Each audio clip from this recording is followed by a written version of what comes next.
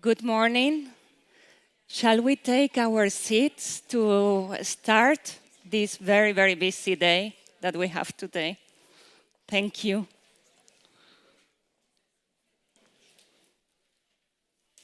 Thank you. Good morning, everyone, and a warm welcome to all the people in this beautiful room, but also the people that we have online today with us. Today is the second day of the European Heritage Hub Forum titled European Union Enlargement, Cultural Heritage as a Key Resource for Cities and Civil Society. Today's event is possible thanks to the collaboration between ICLEI and Europa Nostra and the rest of the consortium of the Heritage Hub. And on behalf of the organizers, I would like to thank once again the municipality of Budva, the tourism organization, Bancada Foundation, and the Hotel Havala. My name is Vanessa Fraga, and I am the very, very new Advocacy and Partnerships Manager at Europa Nostra. And I will be today your Master of Ceremonies after yesterday my colleague Manon Richard did a wonderful job. And while I'm very new to Europa Nostra, I'm not that new anymore to the heritage sector. I come from a place that was protecting heritage in the midst of a humanitarian crisis. And there I saw the dark side, how heritage is destroyed by conflict and disasters, disasters that are never natural. The hazards are natural or man-made, but disasters happen because communities are not well protected. And yesterday, I was really connected to all the testimonies that we heard, because being here in Montenegro, I'm going to use this word, I also saw how communities can truly move mountains, and how heritage is not only a key resource that we see here, but is also a source of powers, of resilience. And I think this is what brings us all together here, this passion for heritage. And after hearing from the communities today, we are going to hear from the cities, from the regions, and we are going to understand a little bit better also what means the EU enlargement. And to do that, well, first you can have the program here. And I will say we are going to have 3 challenges today. So one for me as the Master of Ceremonies, and it's going to be pronouncing all the names. So please bear with me because I will make mistakes. Then another challenge will be for the speakers, because we have to keep to time, because today we have a very packed agenda, and then in the afternoon we want to also enjoy a little bit heritage as well. So we are going to have 2 excursions, and we have to go for lunch before. And then the third will be for the audience to really engage like you did yesterday and be motivated to learn. I will not give a challenge for the wonderful team that has been organizing, because yesterday they did a very fantastic job, and I'm sure today they will do it too. And then for the social media, you can follow us and use these hashtags, #HubForum and #SocialTransformation. And then we also invite you to join the European Heritage Hub Social Forum. And without further delay, we are going to start with the first session that has been titled Putting Cultural Heritage at the Heart of the EU Enlargement. And this will set the tone of our discussions today. This session will explore the deep connection between cultural heritage and the EU enlargement process. And it will highlight both the opportunities but also the challenges of integrating heritage into policy and development strategies. And to kick things off, We have here our Secretary General from Europa Nostra, Sneska Kwatflik-Mihailovic. Sneska, please.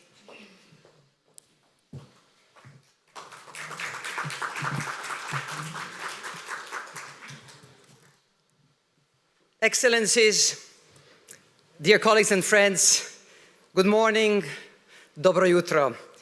Welcome to the second day of the Conference on EU Enlargement, Cultural Heritage as a Key Resource for Cities and Civil Society.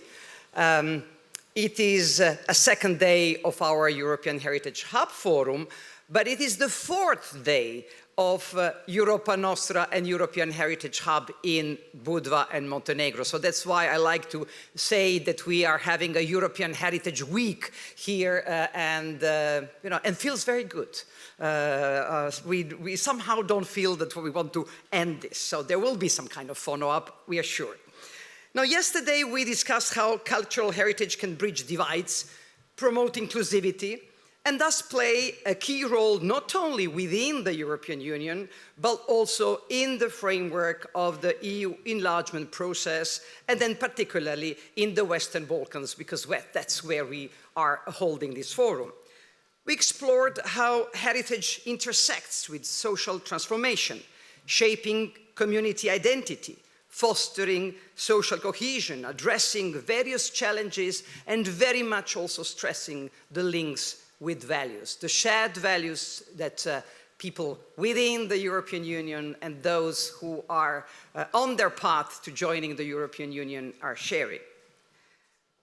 We also highlighted the integration of heritage with sustainability and also digital innovation, recognizing it as a tool for preservation, accessibility, and development.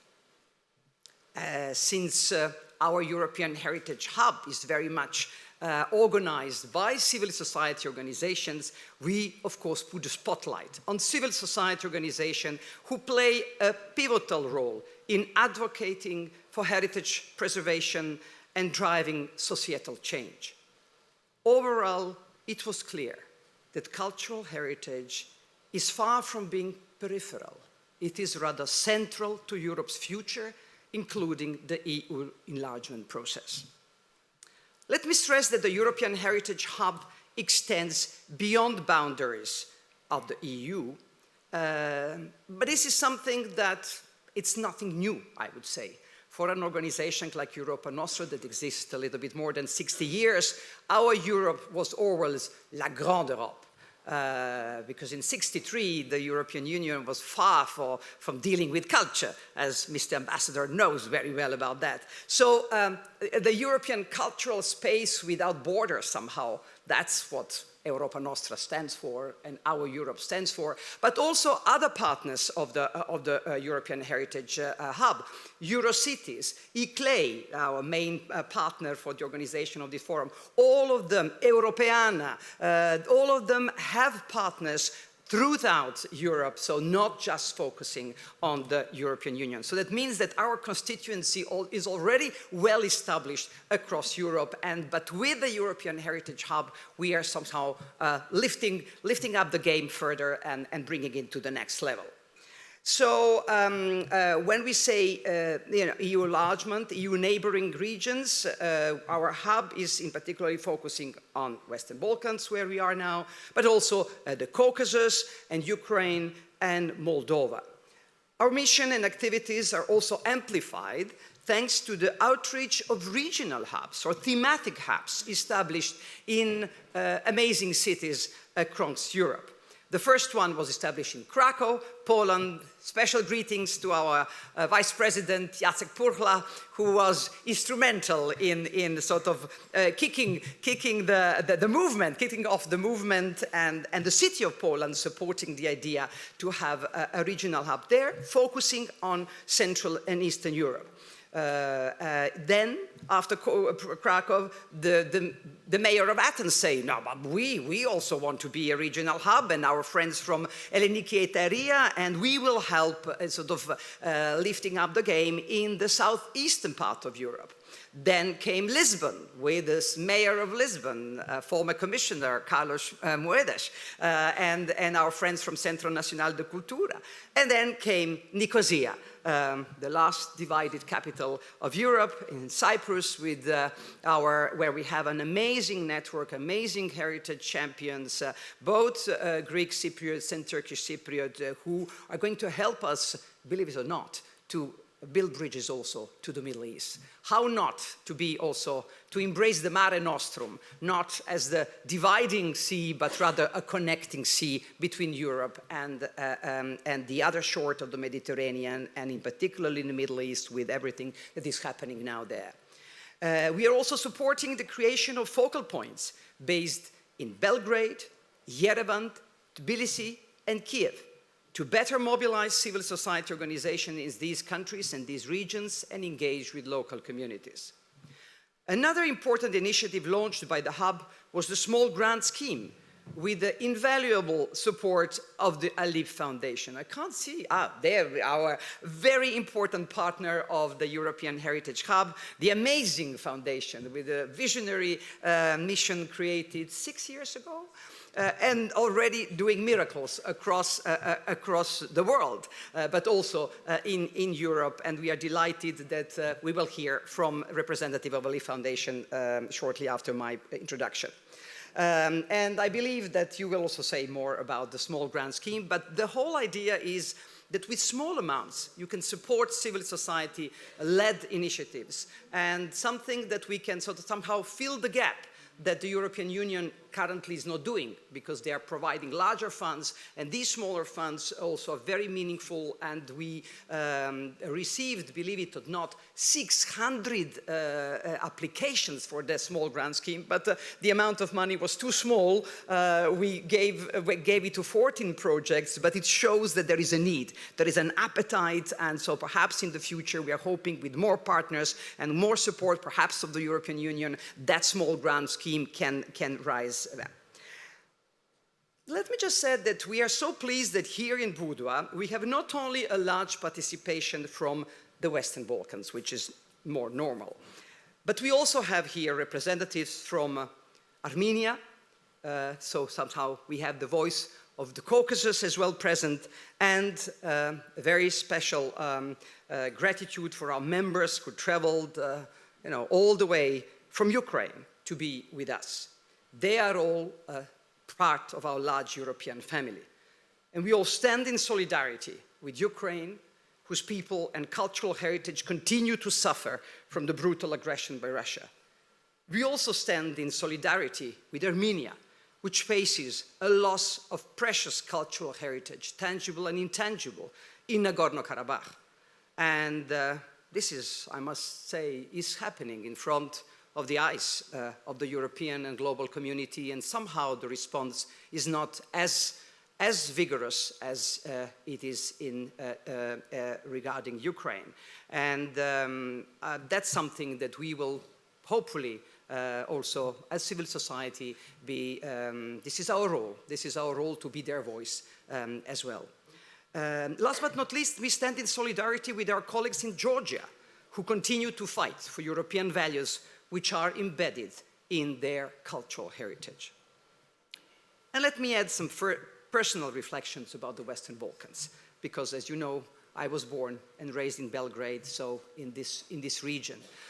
We all know what has happened, what a great trauma has happened in this region in the 90s. Somehow these traumas are not yet healed.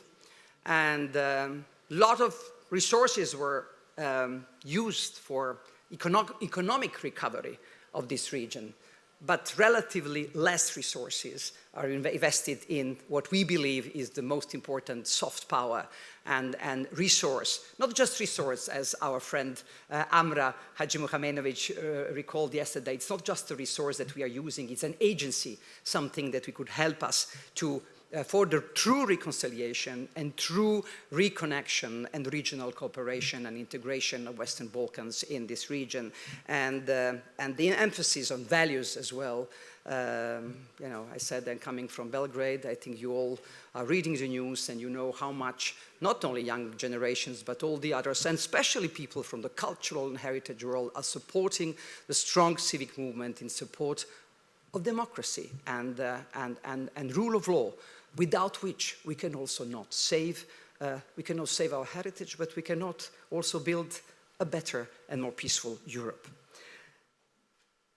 Dear colleagues and friends, it's important that we applaud the role of the European Union in this field, because so much has been done, and I'm sure that the ambassador will tell us more about that. And especially with regard to Ukraine, it is amazing what was the support given by European Union for the defense and the future recovery. And we today also launch a plea to the EU to provide similar support to endangered cultural heritage in Armenia and also in Georgia and Serbia, where the protection of cultural heritage is threatened, as I said, by the lack of democracy and the rule of law. We firmly believe that cultural heritage is a strategic asset in the EU enlargement agenda. And we have heard it and we will hear it. It fosters stronger cultural ties and shared values between the EU and these countries. The Hub will present this morning the main findings of an important paper, and our colleague Jermina Stanoev from the KU Leuven will present this paper. And it will outline the importance of cultural heritage for the enlargement process and offer concrete recommendations for its stronger and more visible integration into EU policies. And in our view, the EU enlargement should not only stimulate growth, but sustainable development, which should be value and quality-based and driven by culture and cultural heritage.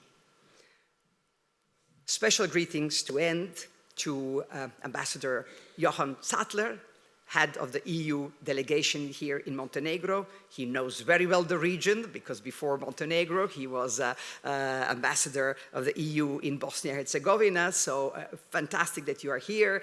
And a special greeting also to Dr. Predrag Zenovic, Montenegro's chief negotiator with the European Union. The presence of the two of you here really gives a special weight, I would say, and relevance to our discussion today.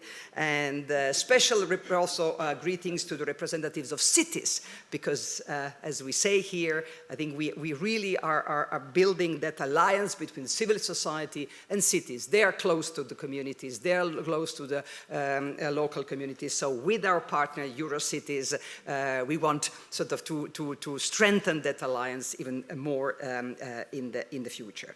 And thanks to all the panelists that will afterwards enrich our conversation and so help us build the case even stronger in the future. To conclude, let me do what I did yesterday to say that it's more than a conversation. This is a launch for the call to action.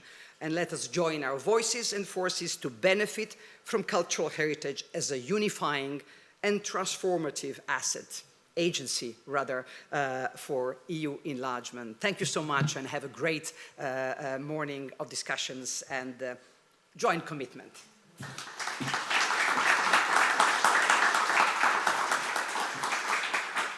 Thank you, Snezhka. Thank you for those words and the call to action. And now we are going to start with the keynote speakers. The first one will be Jermina Stanojev, and she's a research coordinator at KU Leuven and cultural advisor for the European Commission. Jermina is going to provide us with an essential background on the EU enlargement policy process and the significant role that cultural heritage plays within it. She will also share details of her work to enhance funding opportunities to the cultural sector in the Western Balkans and give us also a preview of the European Heritage Hub recommendations. Thank you. Jermina. Thank you, Vanessa. I hope you can hear me well. So good morning, first of all, dear colleagues, dear friends. It's a big pleasure and a big honor to talk today about the specific topic that is not only a topic that resonates with our professional mission, but actually with our European shared identity. I will tackle and try to put together two things that are sometimes maybe one that sounds too administrative, so the instrument for pre-accession assistance, which is sometimes not even well known by people and stakeholders who are not working in this field.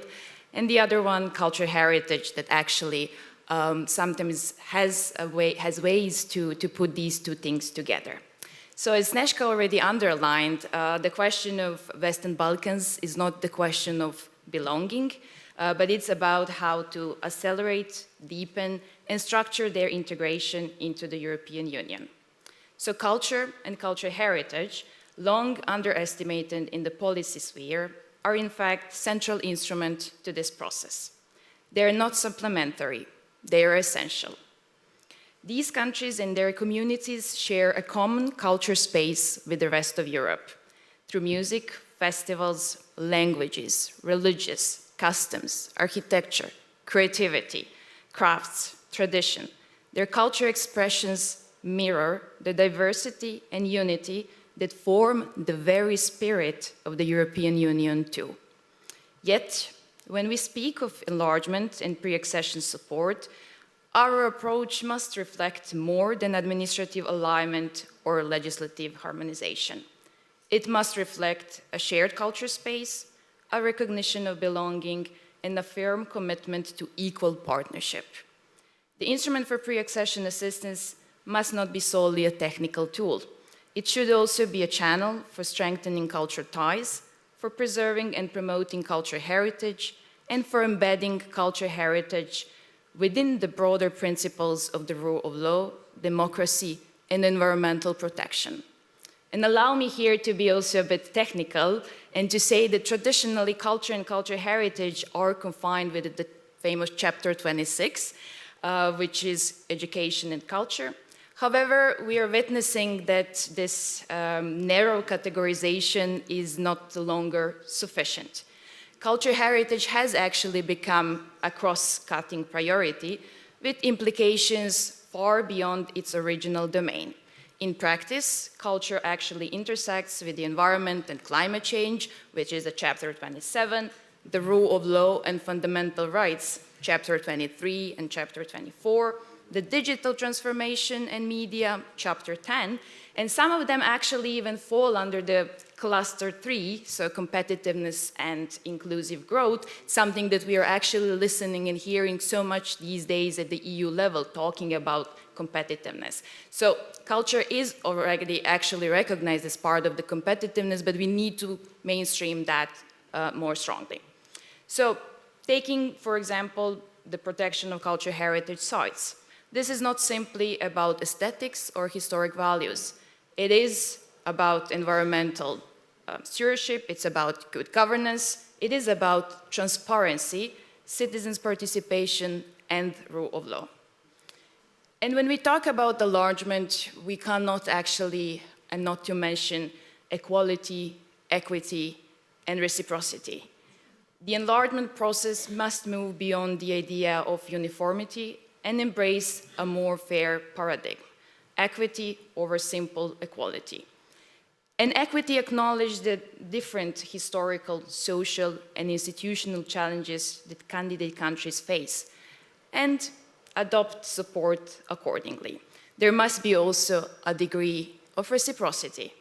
Culture cooperation must not be one-way export of EU norms, but a two-way exchange.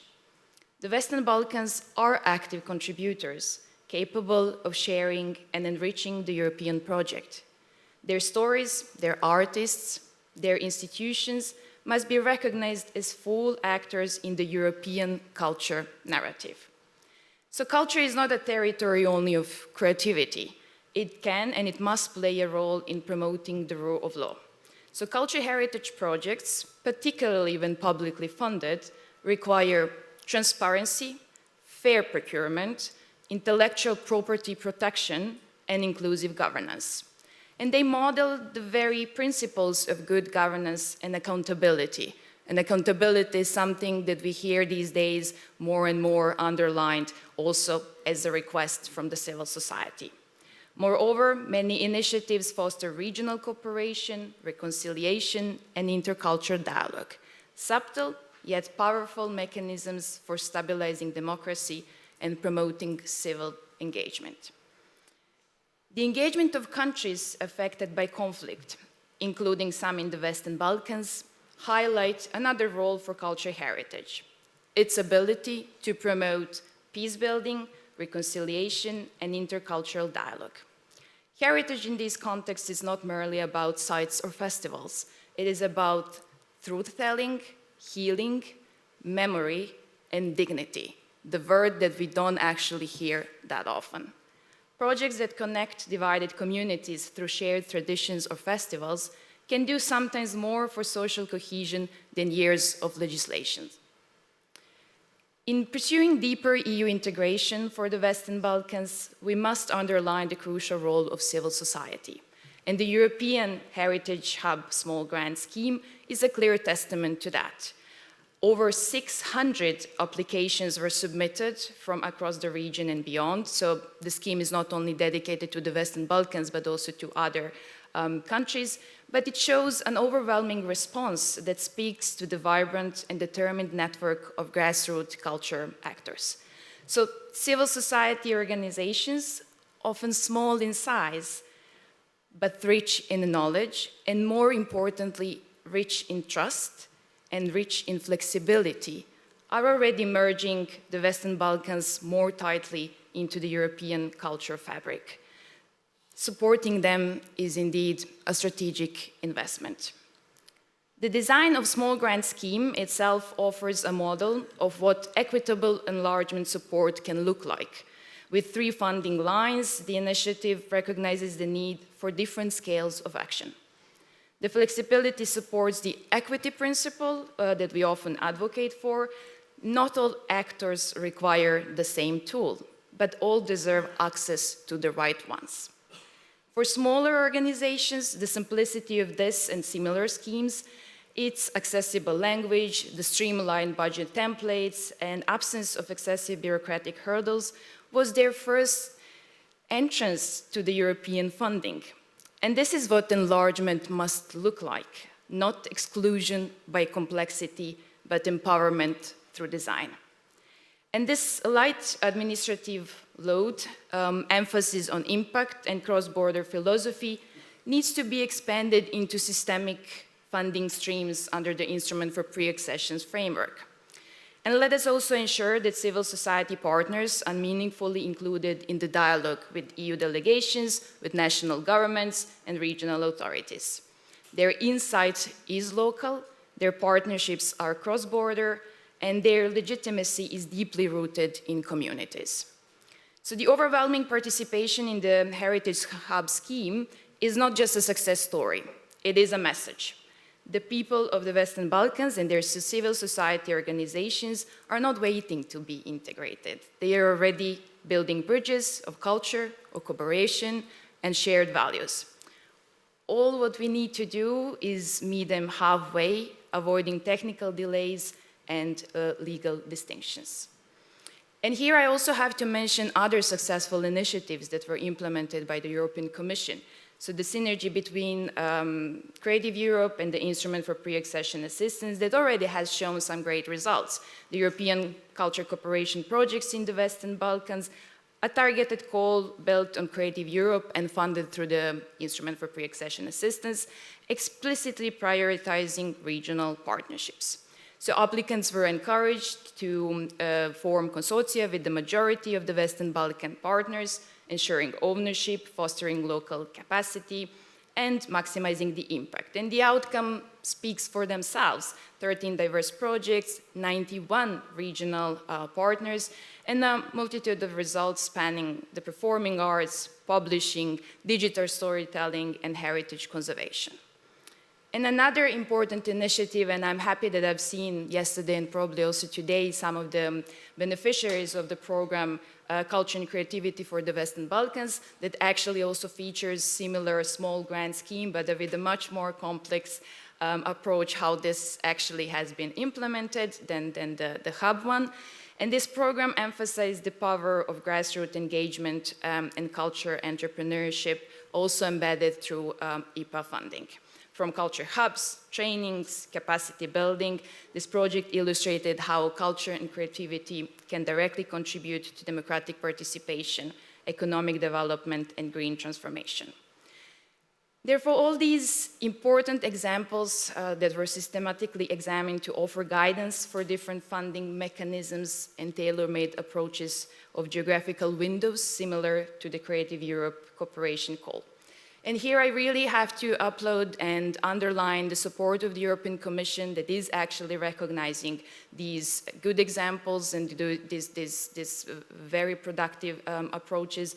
And they're also actually taking into account this and starting to assess creation of geographical windows with more tailored conditions such as simplification of administrative requirements or increased financial co-financing rates into the new multi-annual financial framework. So in light of these principles, reflection for deepening the role of culture and culture heritage in the accession process are needed, and I will try just to add a few more in really briefly summing up all the work that has been done in the previous months with the hub. So embed culture beyond chapter 26. By recognizing the relevance of culture and culture heritage across multiple chapters, from environment and economy to justice and fundamental rights. And create cross-chapter synergies in the assessment and planning of pre-accession strategies. Ensure equity in funding and evaluation by redesigning some of the aspects of the IPA program, and I know the IPA is what it is, and we know how flexible or not flexible, but we are just asking for more flexibility that account for different starting points among candidates. Equity-based models should guide both funding distribution and monitoring frameworks. Strengthen local ownership and civil society by increasing direct support to civil society organizations, culture operators, and local authorities, cities and municipalities. In particular, within existing mechanisms, we are not necessarily looking for new ones, underlining the cross-border programs. Encourage participatory governance and community-driven heritage projects. Promote reciprocity and exchange by establishing give-and-take culture mobility schemes, encouraging not only Western Balkan artists and professionals to access EU platforms, but also EU artists and professionals to engage with the region. Mainstream culture in rule of law indicators by developing metrics that assess how cultural heritage is integrated into public procurements, anti-corruption safeguards, minority rights, and citizens' participation. Support the triple transformation by encouraging projects that align with green, digital, and social pillars. Preserve and promote shared European memory by recognizing the Western Balkans culture asset not just as a national treasure, but as a part of European culture heritage. Support establishment of regional centers for culture heritage cooperation in the Western Balkans, linked with ones in the EU, supported through IPA funding to foster expertise, dialogue, and innovation. Ensure equity in the accession programming by acknowledging historical injustice, development disparities, and the unique context of each country. Promote culture diplomacy and international cultural relations as a strategic pillar of EU-Western Balkan relations, framing enlargement not just as a political process, but as a shared cultural journey. Introduce mechanisms of reciprocity where EU member states also engage with the Western Balkan culture context, experts, and narrative, moving from aid to exchange and from integration to mutual belonging. From our perspective, enlargement is not merely a bureaucratic process. it is a cultural project. The path to integration must be built not only with treaties and directives, but also with mutual recognition, shared stories, and collaborative creativity. So the Western Balkans are European in culture, in identity, in history, and increasingly in values and aspirations. So culture is the bridge that can transform this identity into full membership. So let's recognize culture as infrastructure, because when culture leads, cooperation follows. And when heritage is honored, dialogue emerges. Thank you. Thank you. Thank you very much, Yermina.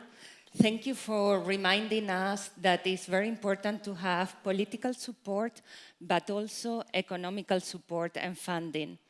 And I'm going to introduce and welcome the second keynote speaker that comes from also safeguarding heritage in crisis, and is Gala Alexa Amaga, and she's project manager at ALIF. Alexa, if you need that.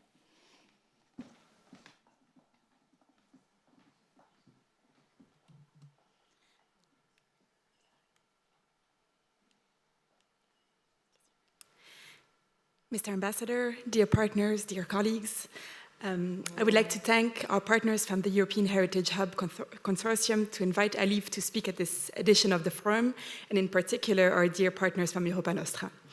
My name is Gala Alexa Amaga. I'm a project manager at ALIF, the International Alliance for the Protection of Cultural Heritage. ALIF is the main global fund exclusively dedicated to the protection of heritage against the impact of conflict and, more recently, climate change in conflict, post-conflict, and vulnerable areas.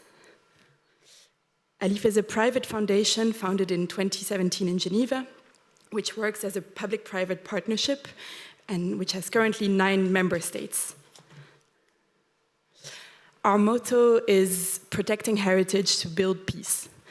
At ALIF, we support people on the ground who take concrete measures to protect or restore museums, sites, and monuments, intangible heritage, and fight against looting and illicit trafficking. ALIF is a donor which finances and accompanies cultural heritage protection projects led by civil society organizations, cultural or academic institutions, NGOs, that contribute to local and economic social development, sustainable development, and peace building. Since our creation in 2017, we have supported more than 500 projects in 42 countries.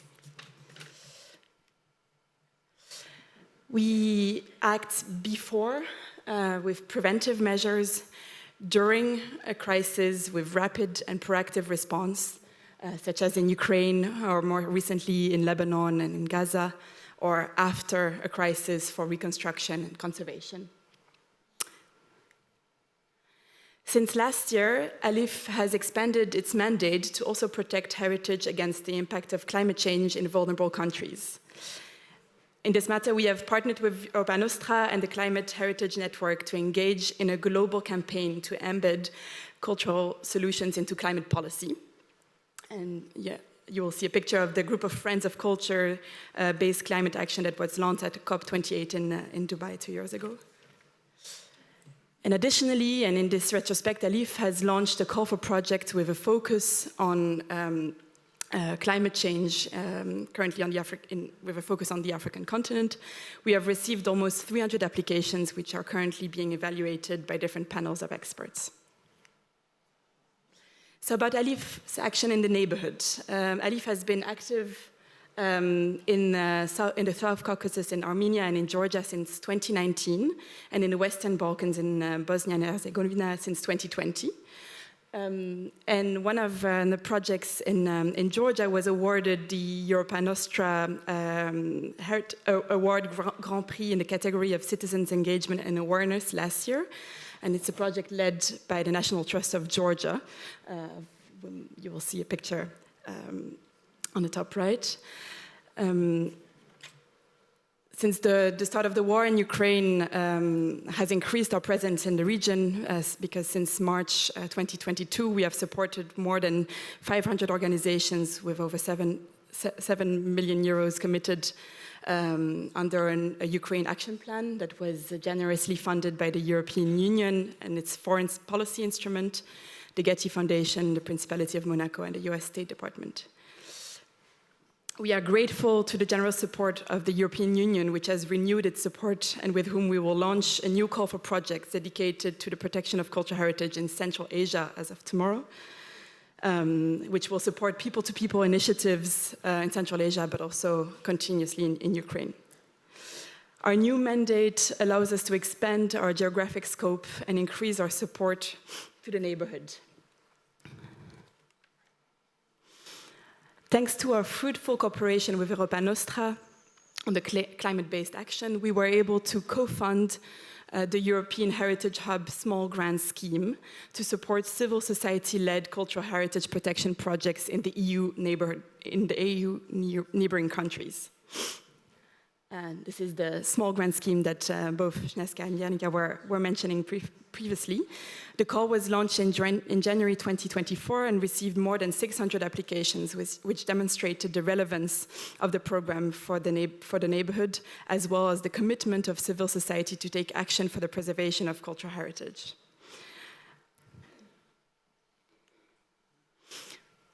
14 heritage projects were selected around the 11 neighborhood countries, including several cross-border initiatives. And these projects highlight the fundamental role cultural heritage plays in the EU enlargement process, where fostering shared values, belonging, social inclusion, and strengthening communities will lead to a route of preparedness for the enlargement policies. And we look forward to continuing our discussion on how to support this project in future phases. We thank you very much.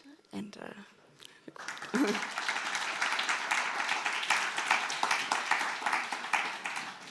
Thank you, Gala.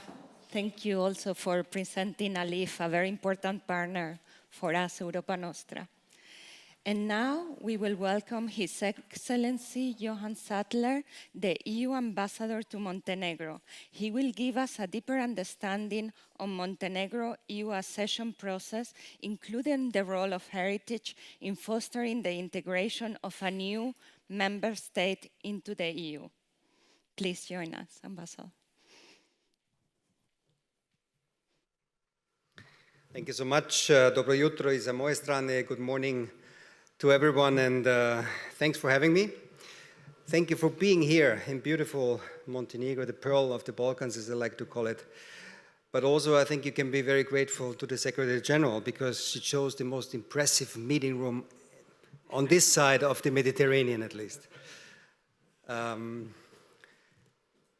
I'll talk a little bit about, I think, the one development which is a very positive one, which is that enlargement is moving again. Enlargement is unfrozen. I have been working in this region for quite some time, and it wasn't always easy, to be honest, to defend the enlargement policy until 3 years ago, because there wasn't much movement. There wasn't much movement because we didn't have much movement in the countries in the region, but we didn't have much support also in the European Union for different reasons. Crises, other priorities. I think with the Russian invasion of Ukraine, that has changed. Geopolitics obviously plays a role, and from then onwards we have again a momentum. And of course, the reason why Montenegro is moving faster than others also has to do with the government which is committed. So on the one hand, yes, geopolitics helped, but also we have movement now with a government who is committed, with an opposition who, at least last year, played ball, which came together, which supported the European laws in the parliament. We had 100% support for some of the European laws which are necessary for the closure of chapters. And this is what I would like to see. This is the recipe for success. This is what needs to happen if enlargement if you look at past enlargement rounds, have been successful. You have a coming together of all the political forces, but also of society, because enlargement in the end, joining the European Union, is a whole of society process, and that's why it's very important. The topic we're talking here today, cultural heritage. But before coming to cultural heritage, maybe let me tell you a little bit where we are with the other chapters, and the negotiator knows much more, and he can answer all the questions. He gets very little sleep these days because it's very dynamic in terms of the workload. Because Montenegro, and I don't know if you heard that phrase, but they coined a phrase which puts it very succinctly what they want. It's 28 by 28. So Montenegro becoming the 28th member of the European Union in 28, and that's only 3 years left, and that means a lot of work awaits for all of us. Now, we had breakthrough last year, and this brings me to the point the Secretary General has mentioned, which is rule of law. Rule of law is the alpha and omega of the enlargement process. It's the first chapter you open and the last chapter you close, chapter 23 and 24, fighting organized crime and corruption, building up a stronger, a resilient judiciary. And last year in summer, the EBAR reports were passed. These are the interim benchmarks. This is also learning from the mistakes from the past, where we put the difficult chapters at the end.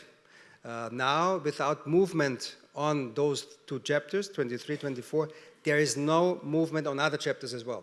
And with movement last year, passing the interim benchmarks, passing 12 laws, filling finally vacancies in the courts, Montenegro was able to move, and that allowed us then in the end of last year to close 3 chapters. 3 chapters for the first time after 7 years, until the last one was 2017, and now last year again, finally, chapters were closed, and this is good news. It's good news because it shows that progress is possible. Now, this year, the plan is 6. The chief negotiator is more ambitious, but 6 at least, let's put it that way, up to 9, as he says. But that leaves us another 20 for next year. If you want to close all the chapters by 26, that means another 20 chapters next year. That means a lot of work is still waiting for us. Apart from that, the other good news is that we have brought in new elements into the enlargement process, more performance-based elements. The growth plan, you might have heard about that, but it basically means you do more, you get more. So there are, for every country in the Western Balkans, a list of benchmarks, from rule of law benchmarks to business environment, education, digitalization, and if you fulfill those benchmarks, you'll get extra rewards. Apart from that, there is a fantastic new thing which is called the gradual integration, meaning opening a single market for Montenegro and the other countries here in the region, even before joining. And that's something completely new. Before, it used to be the case like with Croatia, which joined in 2013. You negotiate, you do the ratification, you do the referendum, you join, and then the single market opens for the country. And now, since last year, we introduced this new element that in certain areas, if the homework is done, you can join already before. So this year, the most meaningful and important change for Montenegro will be, as the first country in the Western Balkans, Montenegro will be joining the so-called Single European Payment Area. That means there are a lot of technical explanations people could give to you now, but basically it means when you make a money transfer from here to the European Union countries, you pay the same, as little as when you make a transfer between Paris and Vienna. And that's a huge difference. I don't know if you ever made a money transfer. I did one last week, 2,000 euros, 100 euros in fees. From October this year, that's going to change. It's going to be reduced to 8 euros, like everywhere else. in the European Union and for the members of the SEPA area. So these are practical things which are happening, and this is important because the economy, after all, is important. And I'm happy that Montenegro, coming from very humble origins, if I can put it that way, if you look at the development of Yugoslavia in the 70s, it was Kosovo and Montenegro at the very bottom. And today, Montenegro is in the first place when it comes to GDP per capita compared to the European Union, slightly above 50% now. And that's good news. But of course, economic development is important, standards are important, benchmarks are important, but equally important is what you are discussing here today, what is the cultural dimension of the European Union project. And you're right, Secretary General, when you said that in the 60s there were different elements in the spotlight. There was obviously, first of all, preventing war, and the means to prevent war was putting together the coal and steel industry of France and Germany. And that was important to happen. But very interestingly, one of the founding fathers, Jean Monnet, he had this saying, at least it's attributed to him. In his old days, he had a quote which reads that if I would start again, I would start with culture, the European unification project. I don't know if it's true, but at least it's attributed to him. He never said it. We know the person who coined the thing, but everybody's using it. It's a beautiful, wrongly attributed quote, but it could be true. I mean, there's a lot of truth in it, and I noticed that myself in my previous life. I was Austrian ambassador in Albania, actually, and as an Austrian ambassador, you do half of your job is culture, or maybe 30–40%, but bringing culture production, also bringing productions, theaters, operas, supporting theaters, supporting operas, supporting cultural heritage. When I joined the European Union as an EU ambassador, that part got a little less, at least, organizing events, organizing concerts, and I'm missing that part. But the good thing is, what I learned in my 5 years in Bosnia and Herzegovina and also in my almost 1 year here now, there's a lot we have been developing since the 60s and the 70s, different programs, Erasmus, Erasmus Plus, Horizon, CBC, cross-border projects. Through IPA, we do also, although it's a bit cumbersome sometimes, and you're right in complaining a little bit, I've been also complaining, but there is a lot going on and has been developed in the last 30–40 years when it comes to the cultural dimension, when it comes to cultural heritage. And traveling through this region, I was this week up in the north, in Berane. Berane is an old cultural hub. There was this spiritual center. There was a seat of the bishop since 800–900 years. There's a museum, and guess who financed it partially? The European Union. There is a new architectural site which has been opened last year, which is part of the museum now, which is possible because of the funding from the European Union.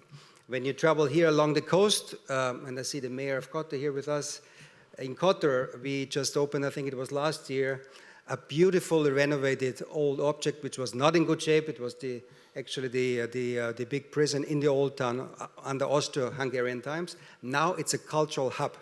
It's being used by the city of Kotor, it's being used by the Ministry of Culture, and also by us, by the European Union. So these are the examples. Or here, I think, what is the castle called, Petra, in Virpasar? There's this castle of Virpasar, Pesac, yes. You go from Podgorica to Bar, and when you reach the lake, the Skoda Lake, there's a beautiful little town called Virpasar. And on top of Virpasar, there's this beautiful castle, which was also not in good shape. The last years, we renovated it. It's now a hotel. It's a cafe. You have the best view. You get a fantastic coffee. And yes, there's culture as well. There are cultural events taking place up there.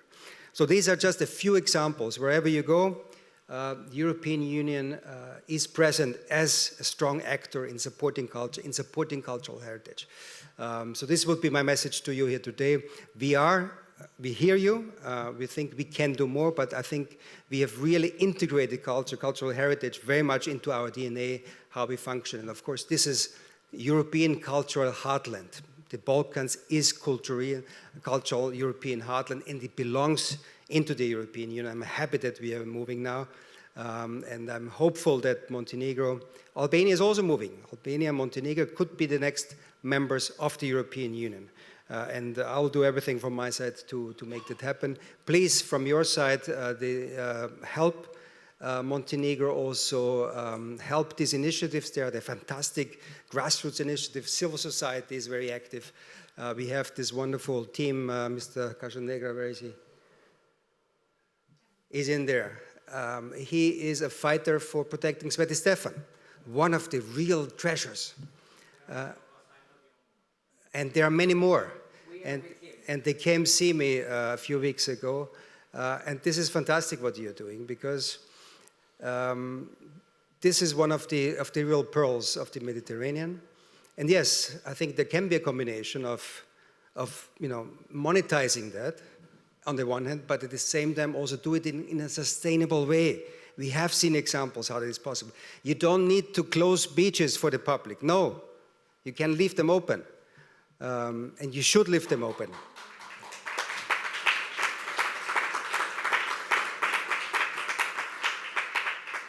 And therefore, these colleagues from civil society deserve our full support.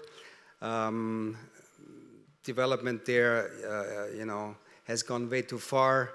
There have been buildings which sprung up. I think it's time to take a step back, to look again at what we can do in order to preserve it for the citizens who lived there for centuries, but also for tourism, and I think both can be done. So please keep supporting Montenegro, please keep supporting the Western Balkans. Very happy that you've opened also these hubs now in the East, in the Caucasus, Ukraine, but also very much here in the Western Balkans. They need our support, and they belong to the European Union, and they will be members of the European Union. Thank you.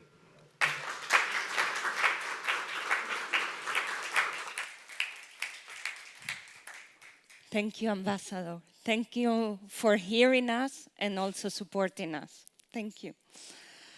So now we are going to invite to the podium Predrag Senovic. He is Montenegro's chief negotiator with the European Union. He will update us on the Montenegro's progress towards EU membership. Please. Sure.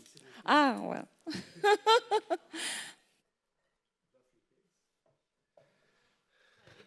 You're exactly over the team. Thank you very much, Your Excellencies. Exactly, even before. Ladies and gentlemen, Your Excellencies, it's really a great pleasure to be here, and especially after all these inspiring speeches that actually tackle many of the things regarding integration of Montenegro to the EU, and also addressing some of the elements which are very pretty much a part of your specific interest regarding the culture, the preservation of cultural heritage. It's really an honor to be here, mainly and specifically for two reasons, because it is Europa Nostra. Europa Nostra was very vocal about Montenegro, about Montenegro's cultural heritage, about the cultural heritage of Budva. And of course, the thing that is taking place in Budva is also, this is an inspiring place to have a conference of this kind. Budva indeed, whether if you look at synchronically or diachronically, you see many layers of culture, many civilizational circles getting into one point. And in that regard, Budva is really, really specific. Many of you know that Budva was also a candidate for the European Capital of Culture. And if you go through this city, you will see the reasons why it was. But also, if you go through this city, you will see why at the end it wasn't. So, of course, it's always important to take a step back, to look at the context, and to see what we can do for us, for our cultural heritage, but also for that cultural heritage to be preserved for the generations that need to come. Of course, the culture within the whole context of European Union, European integration is a bit specific.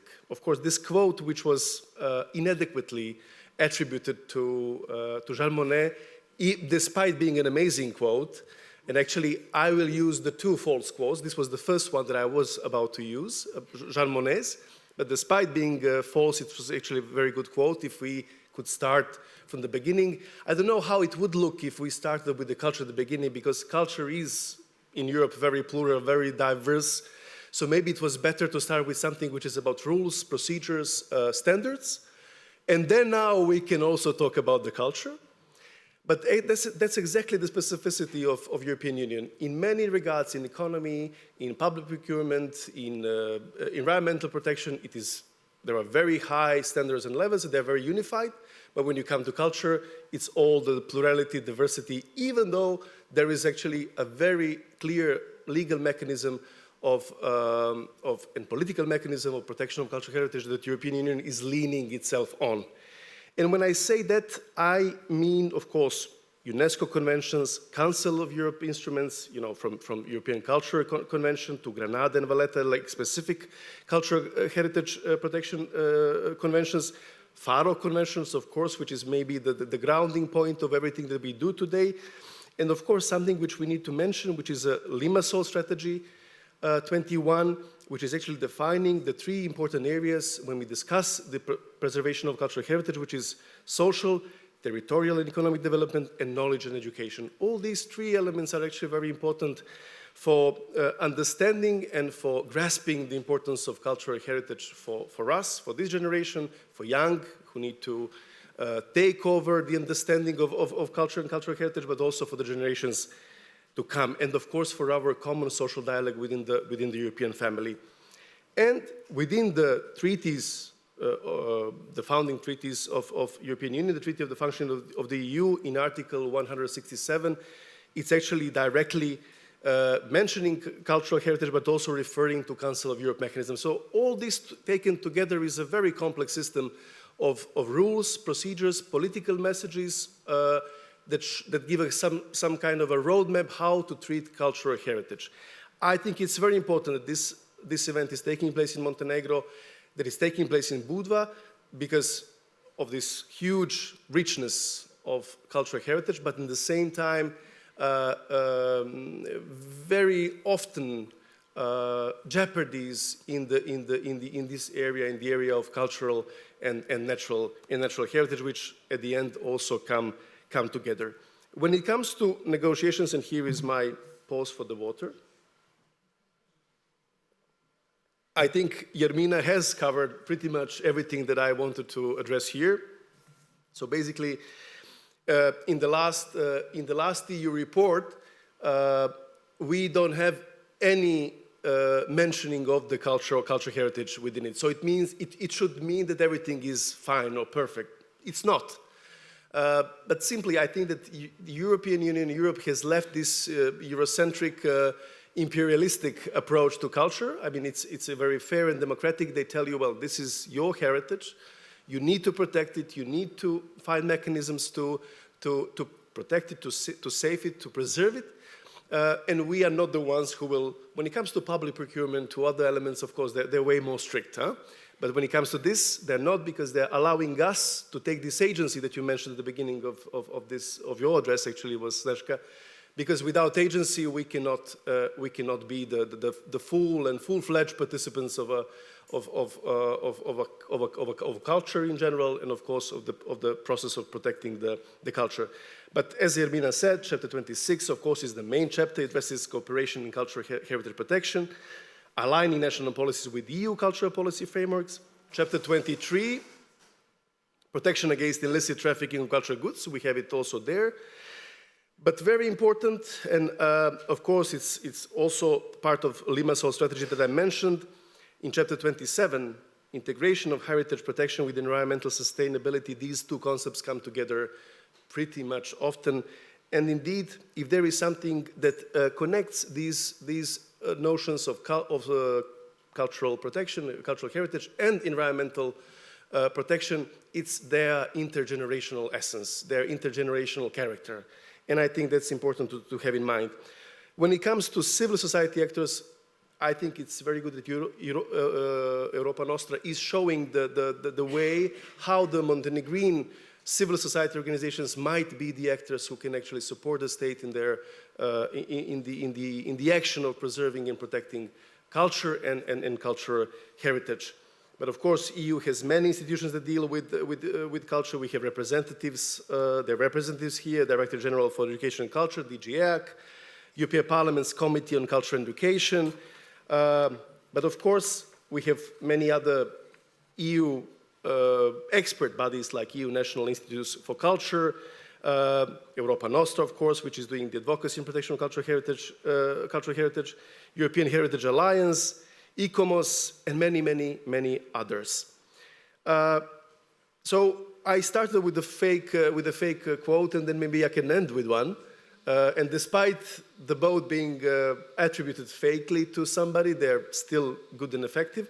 And I think the other one has actually very big importance in the specific moment that we live in. It's attributed to Churchill. You know, they said we need to cut down the funds for arts and for culture because, you know, we are in war. And he said then what we will be fighting for, what will we be defending.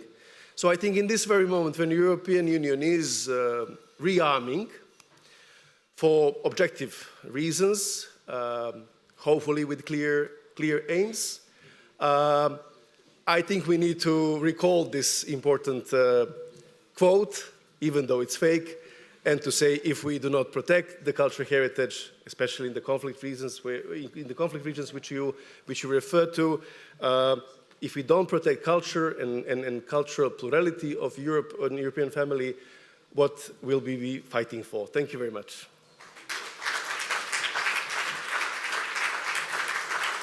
Thank you very much.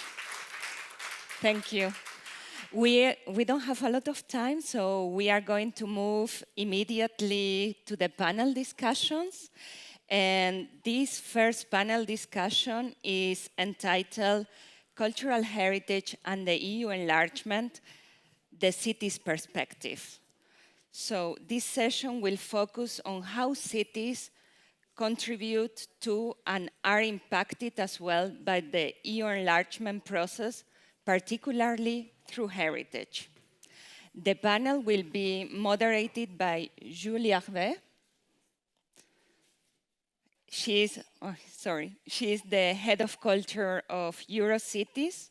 So let's explore together the role of cities in the EU enlargement process. We will welcome now to the stage the different panelists. Dejan Cernek, please. Jelena Bojovic, and she will be accompanied from someone to translate, right? From Blasio.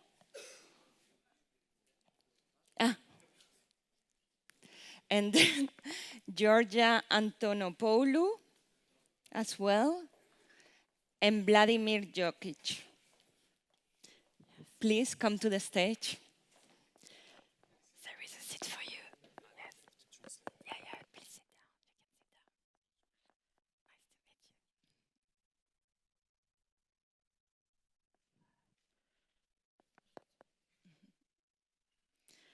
Nice to meet you. Hello, good morning. Do you hear me?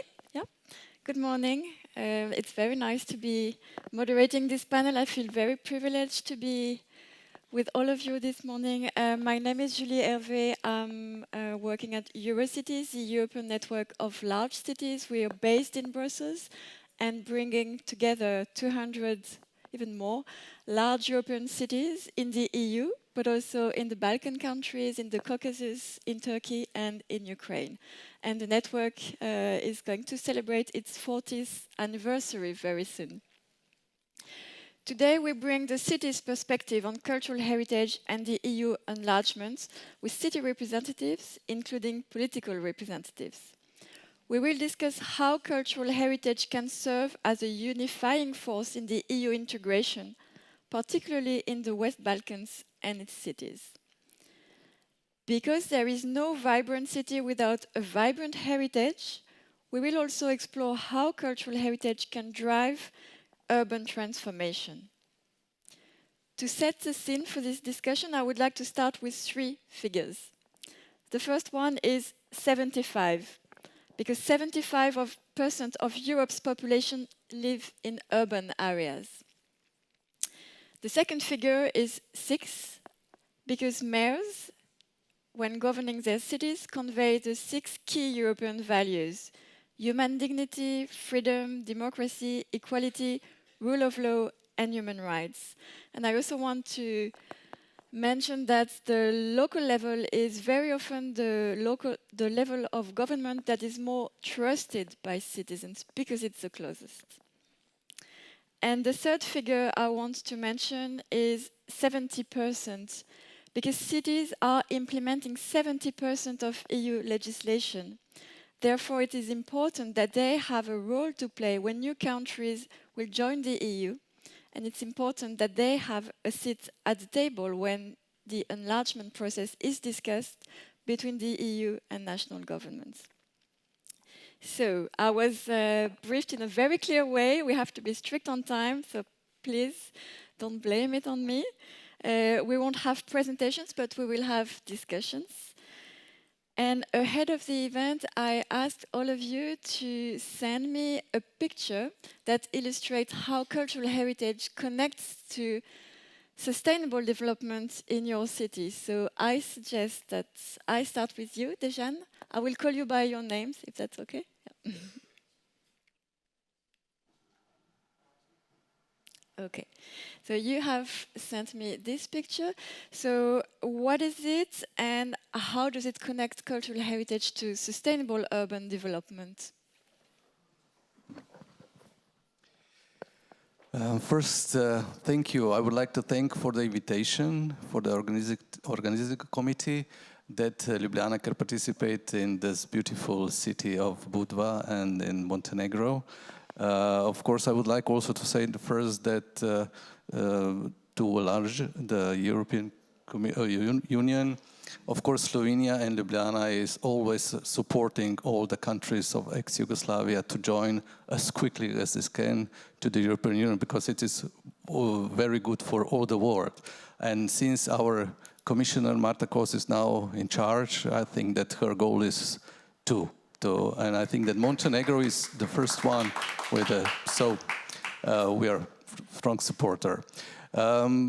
We joined Eurocities in 1995, and now this is just information. Now we are just, as Ljubljana, as the city, finishing the chair of 2 years mandate in the Cultural Forum in Eurocities. So one of our goals, except the sustainable culture, also to engage as much cities from the east and also from the Balkan area to the Eurocities Cultural Forum.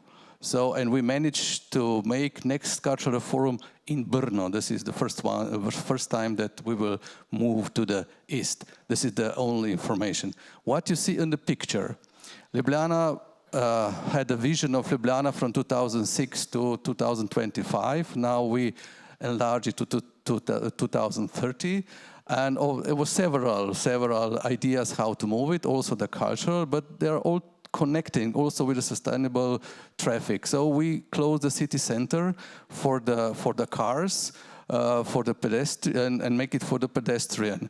And it was about 100,000 square meters for pedestrian, but on the edge of those pedestrians, we have several things also to do. And one of those was this building.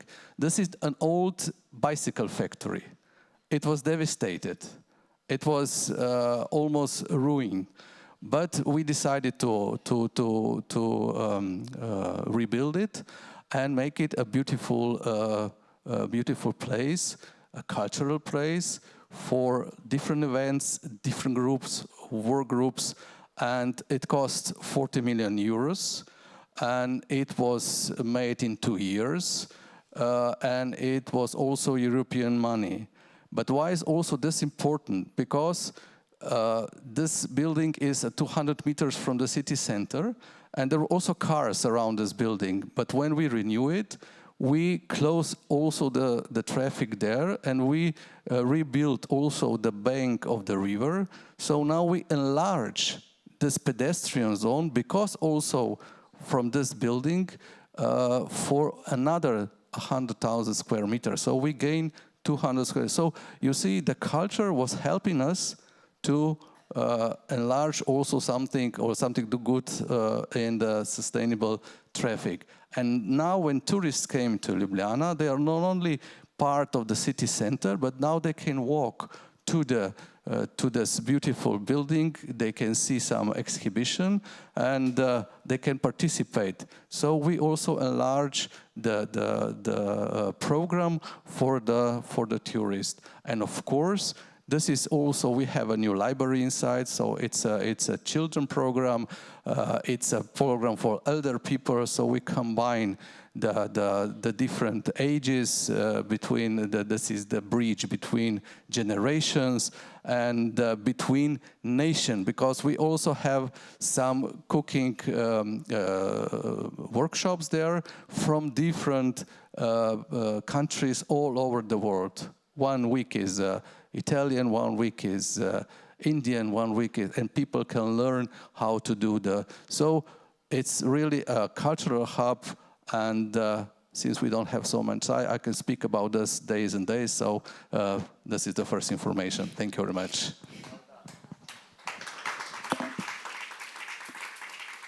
Thank you, Dejan. It's also a beautiful example to show how cultural heritage is connected to many other urban policies: mobility, climate change, better quality of life, and active ways of moving inside the city. I am turning to you, Jelena, and I'm going to show the picture. In the meantime, Yes. In the meantime, I will say again that you are the president of the Capital City Assembly of Podgorica. Prvo da vas na početku pozdravim, organizatore, uvaženog gospodina ambasadora, uvažene goste. Veliko mi je zadovoljstvo i čast što sam danas sa vama ovdje i što imam priliku da govorim o ovako važnim projektima. Nije mi lako da govorim posle Slovenije, zato što ja znam koliko su oni učinili već do sada, ali ću probati da se nadovežem. U Podgorici, dakle u glavnom gradu, ja često naglašavam da glavni grad jeste srce jedne nacije, a mi se trudimo da to srce kuca najjače što je moguće u skladu sa svim njegovim građanima i građankama. First of all, I would like to thank all of you for inviting me here. It's my great pleasure to be here with dear excellencies, with organizers, with co-panelists, and it's my great pleasure to talk about this important forum that is dedicated to cultural heritage. Ono što vidite na ovoj slici jeste jedan smjeli i odvažni projekat koji smo predstavili unazad nekoliko dana u Podgorici, zajedno naravno sa resornim ministarstvima, sa vladinim, odnosno državnim nivoom i sa svim relevantnim faktorima. Odnosi se na našu ideju da u susret evropskim integracijama 2028. godine učinimo jedan veliki iskorak i Podgoricu predstavimo u svjetlu njenog najvećeg kulturnog nasleđa koje se zove Duklja. What you see on the picture is the new project that we has introduced very recently, and these pictures are related to the new project that we are about now to develop in Podgorica, and the project is named Duklja. Ovo je najznačajnije arheološko nalazište, staro preko 2000 godina, datira još iz rimskog doba i naša ideja je bila da se u neposrednoj blizini arheološkog lokaliteta, tako da ne remetimo arheološka istraživanja, izgradi jedan veliki savremeni moderni vizitoring centar. Duklja is one of the most important archaeological sites in Montenegro, dating back even from Roman times, even earlier. Our idea is to build this center right next to archaeological site in order to avoid the quality and the value of the remains, archaeological remains. Ovaj centar sastojao bi se multidisciplinaran, sastojao bi se od nekoliko osnovnih segmenata, a pružili bismo potpuno novi sadržaj, čime bismo Podgoricu stavili na mapu nezaobilaznih destinacija turističkih kada je u pitanju ovakva vrsta turizma, čime bismo ponudili potpuno nove sadržaje, ne samo privredi, hotelijerstvu i ugostiteljstvu, već naravno i time bismo pružili nove edukativne centre, kulturni novi centar, dakle jedan veliki multifunkcionalni centar koji bi posjetiocima prikazao Podgoricu u njenom punom svjetlu. The center will has a lot of multidisciplinary section. It will not be only based on tourism, but also on the education, and the center would completely portray Podgorica in completely new light for the visitors and tourists. Pošto smo ograničeni vremenom, ja sam bila u prilici da vam prikažem samo jedan slajd od mnogobrojnih slajdova koje smo prikazali prethodnih dana i na kojima je radio niz stručnih eksperata, arhitekata u pripremi ovog vizualnog rešenja.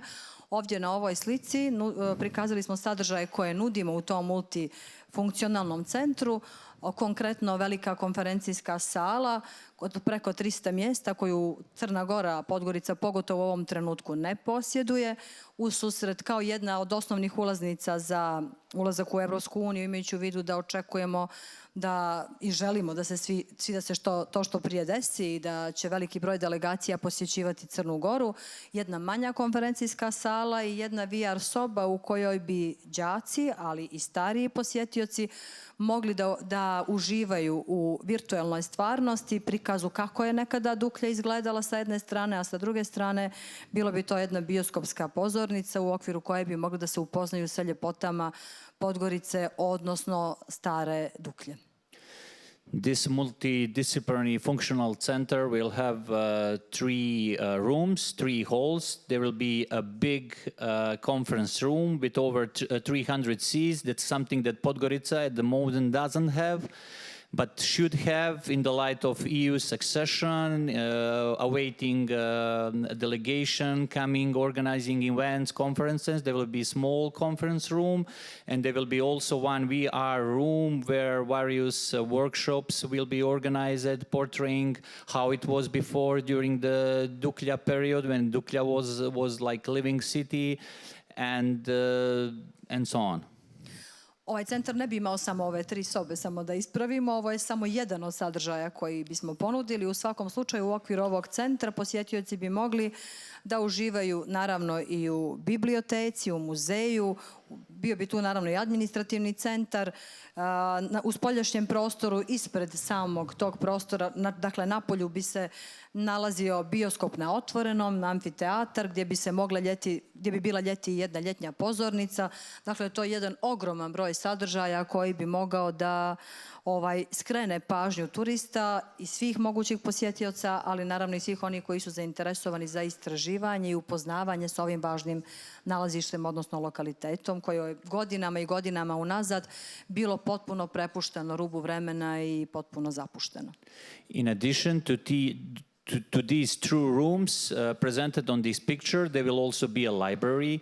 There will also be something like a research center. There will be also a summer theater in front, and the center would attract not only researchers but everyone who is interested. And the function would not only be related to Duklja, but it will be related to culture in general, related to Podgorica and Montenegro. Dakle, naša vizija i ideja jeste da Podgoricu na ovaj način prezentujemo u pravom svjetlu. Ja bih sada naravno mogla da govorim jako mnogo, ali stalno mi je u glavi da ste nam kazali da moramo da vodimo računa o vremenu i da ne pretjerujemo sa predstavljanjem, pa evo bit će prilike da u daljem toku nastavim da govorim. So this project is aimed to present Podgorica in the real light. I'm sorry, we don't have time. I could speak now for much longer, but given the limit of time, now I'll have to pass further, and we will, during the discussion, I will speak further, speak more. Yeah, I think we will come back to the educational aspect and the youth aspect in Podgorica a bit later on. But it's a great example of new cultural spaces that are developing in many European cities that are more multifunctional cultural centers linking heritage, architecture, and more modern uses. I am now turning to Georgia. You're head of the Cultural Heritage Department of the city of Athens. And you didn't send one picture, you sent so many. I was tricky here. Yes. Well, anyway, I'll be short, and I hope also to have time to explain later or even from the dialogue. Well, first of all, hello everyone. I'm very happy to be here with you and hear such wonderful and inspiring speeches yesterday and today. So Athens, as you all know, history and cultural heritage of Athens is a world capital legacy. And in the city, we deal mostly with the modern and cultural heritage, meaning 20th and 19th century and so on. So what we do is to place cultural heritage in the sustainable urban development strategies, and facing also challenges like climate and tourism, over-tourism, and urban planning designs. So we deal with open spaces, with sculptures and outdoor sculptures, architectural values, and tangible and intangible heritage, and also the industrial heritage, which is very important. And as we know, the over-urbanized landscape in Athens, as in other cities, make these treasures not obvious. They are hidden either behind multi-housing, high buildings, or since we have layers in the city, it is difficult to, see and explore these sites or these points of interest. So, of course, we develop educational actions and deal with AI, digital solutions. And as examples, I would say one which is also shows the reuse of municipal building stocks and also a successful administrative cultural heritage management, which is Technopolis. Maybe if you've been in Athens, you know Technopolis, a former gas industry, which has transformed into a place of culture and where many happenings and also the municipal radio station. And what is really important is that Technopolis, as a cultural unit itself, can run other cultural places like Kypseli City Agora, a new place for the neighborhood, former Agora, municipal Agora, and now a cultural hub, or the new established Maria Callas Museum, the first museum for Maria Callas, the diva of the opera in Europe, I think, or I don't know. But what I want also to say and draw attention is the human-centered approaches in cultural heritage and how we connect that to the city. And what really is important is cultural identity, neighborhood identity, and so working on cultural roots. Roots that can be everywhere in the city, in the cemeteries, which was the remembrance route, was something very challenging, putting in a cemetery cultural route, and dealing with trauma, because we also have to deal with trauma to go further. And also the project that is now in project, and it is long-term, which is the 50-minute walkable neighborhood project in Athens. It's an urban planning which aims to connect neighborhoods and highlight places of interest. So culture plays a key role there, either in green for green and blue for water routes, green and blue routes. And also this project, meaning that in 50 minutes, everyone can walk in the neighborhood and find places of interesting and places that show light cultural heritage and strengthen this sense of belonging that we heard so much yesterday. And I think it is essential for the city's development. Okay, I'll pass now for the next, and I'm open to questions and explain more things. Thank you very much. Again, an amazing example of an industrial hub being transformed into a cultural and heritage hub a little bit outside the city center. So also a nice way to offer activities for the population outside the city center. I am now turning to Vladimir. You are the mayor of Kotor, and many of us will discover Kotor this afternoon. Yes, so I will share the picture that you have sent us. It's a beautiful but also very controversial picture. Well, it's not. First of all, I would like to greet you all on behalf of the city of Kotor and to express that I'm really delighted for being here today with you. I see a lot of familiar faces in the public, so anyone who deals with the culture in our country at one moment comes to our city, because I would just give the few information. We as a city, we are the, let's say, host city for more than, let's be humble, 60% of the cultural heritage of our country. And it's not just the cultural heritage of Montenegro, but it's rather the cultural heritage of whole world. We are, as you probably know, inscribed at the UNESCO list in 1979 as one of the rare places in the whole planet, inscribed as a cultural and natural heritage of the humanity. After that, we were the pillar for European integration, let's say that way. In 2017, we had a new inscription. We inscribed our city walls as a part of Venetian walls inscription. It was the mutual inscription with Italy and Croatia. And I see in this room at least two people who profoundly contributed to that inscription, and I would like to thank to them. After that, we had also third inscription in intangible heritage in 2020 as Bacalian Brotherhood, Bacalian Navy Brotherhood, Confraternité. And that makes us, as we are a rather small city, that makes us as a city with probably most UNESCO per capita.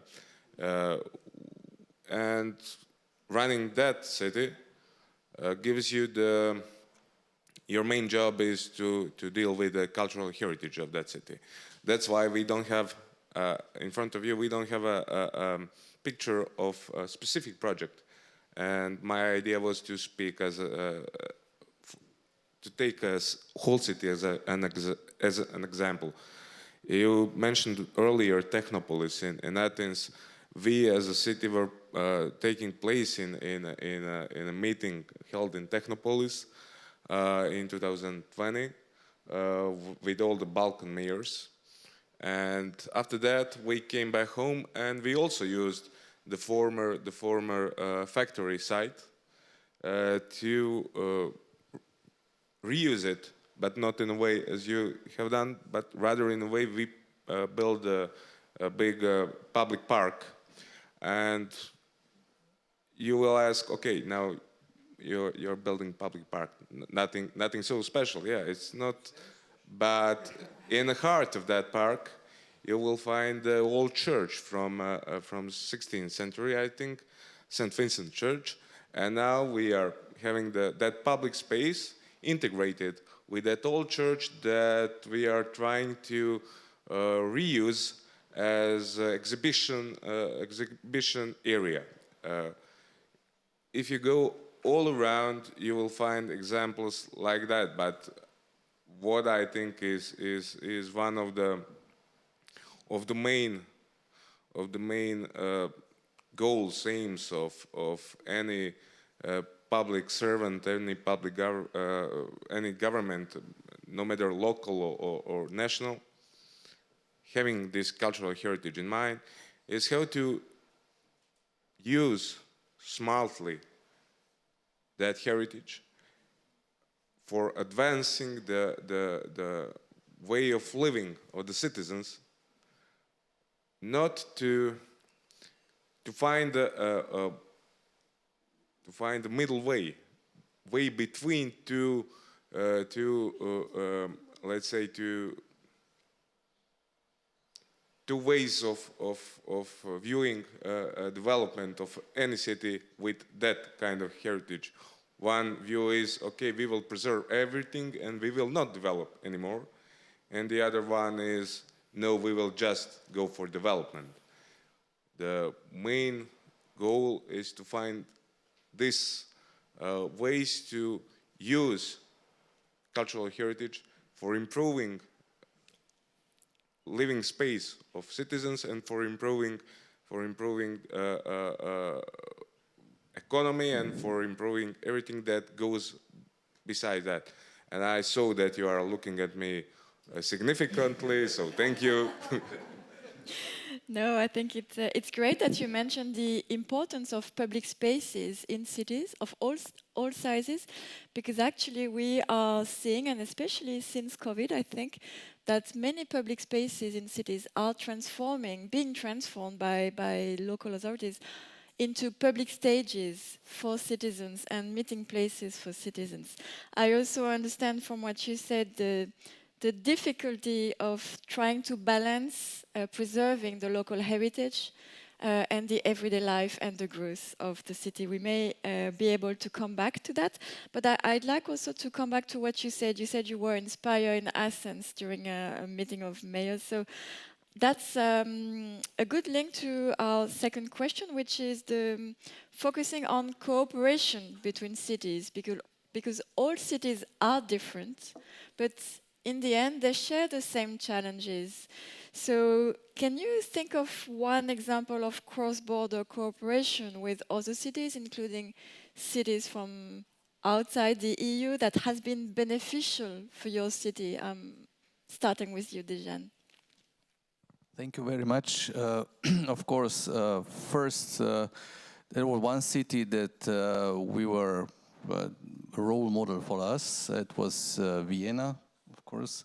And when our mayor began his mandate in 2006, he said that he wants to transform Ljubljana in one way like Vienna, like organizing city, and like Barcelona, like city for have fun. And after all those years, it's combining and just Ljubljana, of course. But it was a role model. But also, what is important in Ljubljana that we have 11% of city budget given to culture. I think that this is one very high percent. And our state, let's say, we have only 1% for culture. So this is also one of the important news if you want to do something, and this is without investment. But otherwise, then when we develop it like a city, I have here one document because we met with many cities through the Eurocities organization. And just before we take over the cultural forum, there was Lille who was leading the cultural forum. And today we heard some words, call to action. It was mentioned 2 or 3 times. And of course, Lille present a call to action. It is for low carbon and more inclusive culture. This is document like this. And it's contained with 16 priorities that cities can try to reach to gain this low carbon and inclusive culture. And I must say, till today, I think the last number was 52. Yes. Cities was already signed. So I invited you all here, which if you want to sign, to see, to participate, to see this document and maybe doing your steps, even you in the beginning of this development, but it can help to see what other city gained to achieve this one, and you can go to the steps. We are still going the steps. It's not the finalizing, and it's ongoing all the time. So this is my answer to you, to participate with all the city, to collaborate with them. And I think that this document is ideas from most of the cities of the European Euro cities, and shorter to 16 priorities. And that's one of the goals. Thank you for mentioning it. What I would like to ask is that this political call to action was co-created with cities.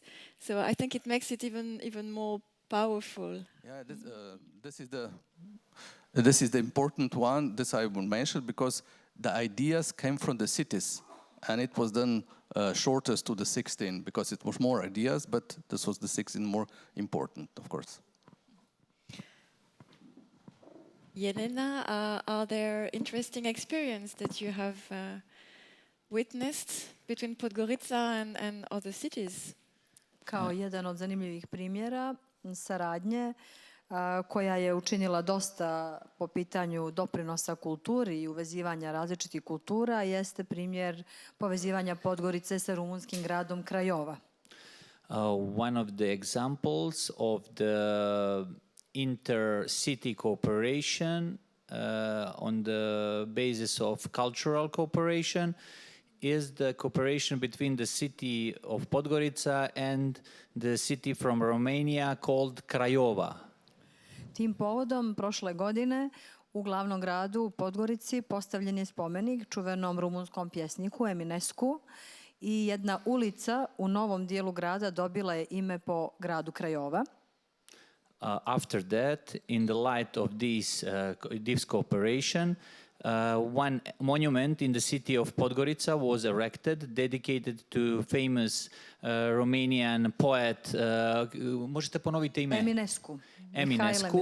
Eminescu, and one street in Podgorica was named, kako ste rekli ime ulice? Craiova. Dakle, shodno tome i u Craiovi donešena je odluka da jedna ulica u samom jezgru grada, u starom gradu, nosi ime Podgorica, a da spomenik Petru II. Petroviću Njegošu bude podignut po reciprocitetu u ovom rumunskom gradu. So, on the side of the city of Craiova, the decision was made that the one street in Craiova is named after, kako se zove ulica u Craiovi? Podgorica is named like the street of Podgorica, and also they decided to erect a monument to a famous Montenegrin poet, poet, and the most important, maybe the most important historical, person from Montenegrin history, Petar II. Petrović Njegoš. Ova cijela uvezanost ovih gradova dodatno je osnažena formiranjem Crnogorsko-rumunskog biznis foruma u Podgorici. This cooperation between these two cities was further and strengthened, boosted by the establishing of the Montenegrin-Romanian Business Forum in Podgorica. Sem toga, kratko ću napomenuti još, pošto znam da nemamo mnogo vremena, da je Podgorica, kao što svi znate, član Eurocitisa i ono na što sam posebno ponosna jeste da smo upravo prije nekoliko dana dobili informaciju da je na moju inicijativu, a u dogovoru sa Evropskim omladinskim forumom, Podgorica aplicirala za Evropsku prestonicu mladih 2028, što se poklapa i sa našim eventualnim i dugoželjenim ulaskom u evropsku porodicu.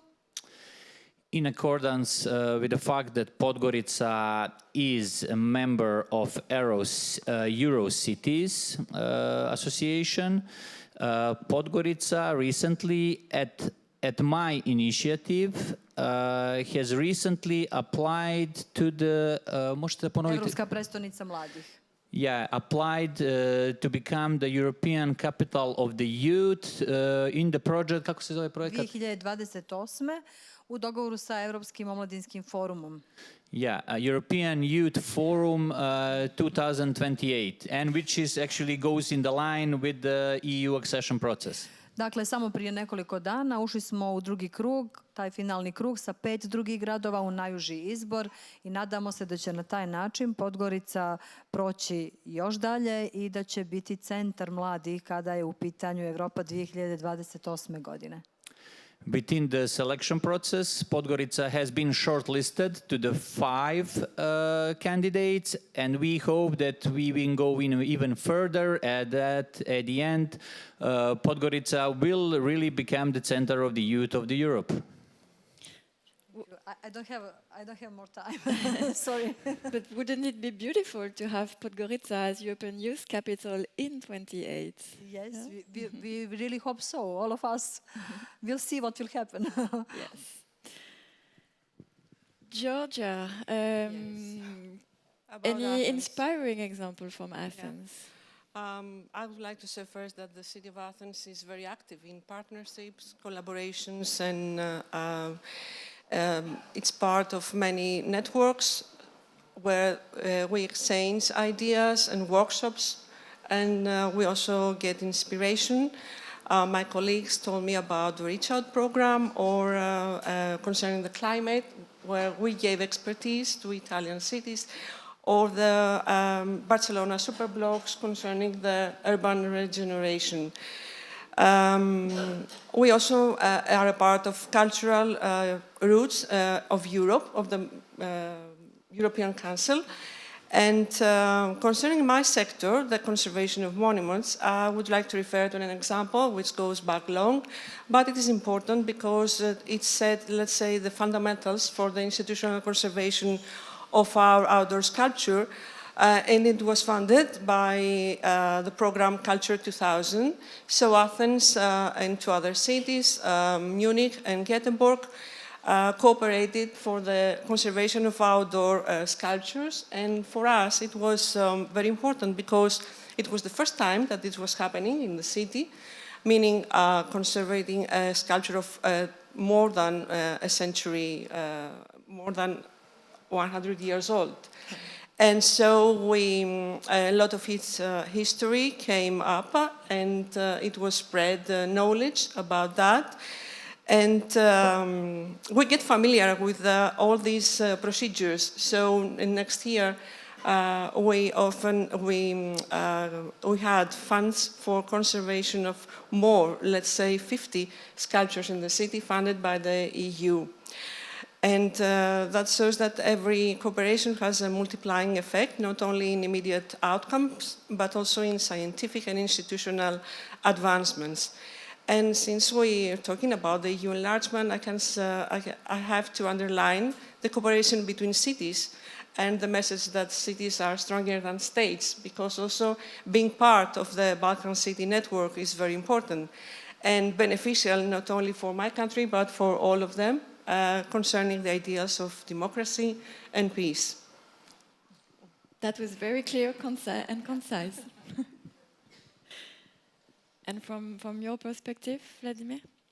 Yeah, it is one of the most important things in the life of a city, developing a relation with other cities.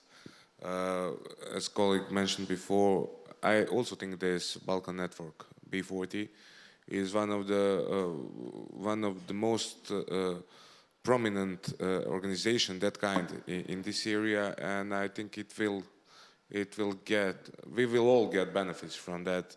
We, as a small city, in the last years started a collaboration with the cities and like Athens or Istanbul or any other, even though we were earlier started also numerous collaboration with different cities from Florence and former Mayor Nardella, who was also, I think, president of Eurocities. Yes, he's now a member of the European Parliament. Of the European Parliament, yeah, and he was also in this Technopolis on this meeting.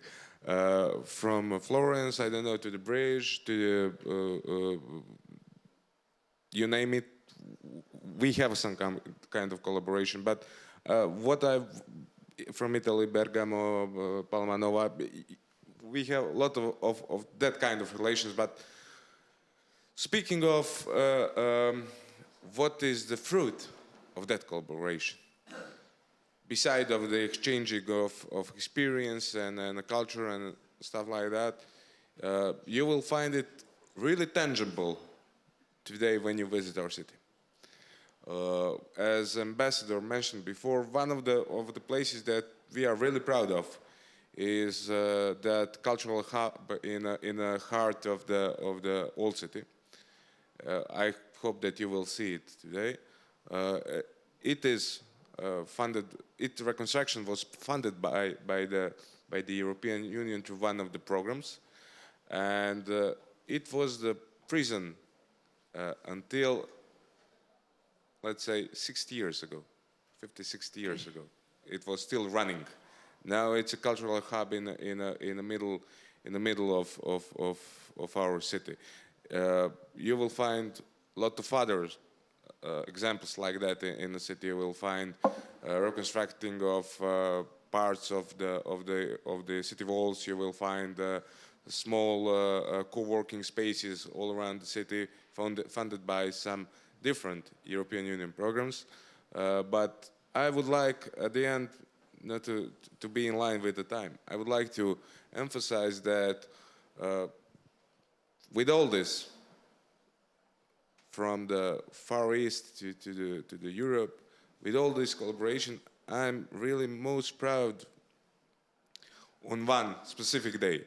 A few years ago, we had a board meeting of Organization of All Heritage Cities held in our city, and we used that opportunity to invite our friends from Mostar, Dubrovnik, and Ohrid. And we, our four mayors, together signed the memorandum of friendship. And it is the first of that kind with participants, cities from 4 different states with really various background. And what was theme that was put us together, and what was the glue between us was our mutual culture and our mutual heritage that we all share. Thank you. Beautiful, and the glue with cultural heritage. I love it. I would like to use the last 1 minute and 30 seconds to say a big thank you to all the speakers for having been with us, having been very concise and explaining about very clear examples from your cities. And I would like to say thank you to Blazo, who helped with the interpretation. Just to conclude, I would say that it's great that we can continue identifying new working models that are tested in European cities to share the results and assess their transferability to other local contexts. We're happy to do that as part of the European Heritage Hub. And I will show one last slide to announce 2 forthcoming peer learning opportunities for cities, regions, and local organizations as well. The first one is a webinar taking place on the 14th of April, focusing on heritage, memory, and decolonization. We will hear from colleagues from the cities of Bordeaux and Bristol, so you're most welcome to join. There will be information on the European Heritage Hub website early next week. And the second event is a peer learning visit in Sarajevo, hosted by the European Heritage Hub, taking place at the end of May, where we will focus on heritage as a catalyst for urban resilience, diversity, inclusive memory. There will be more information on the Heritage Hub websites probably next week, and it's a great opportunity to select participants coming from cities, from regions, and local NGOs to really learn from each other in Sarajevo. That's it. Voilà.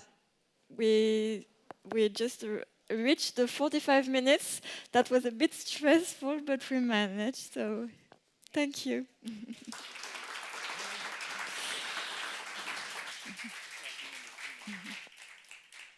Thank you. Thank you very much to all the city authorities. It was really inspiring, and also to learn from examples, right? So now we are going to move to the second panel and last panel.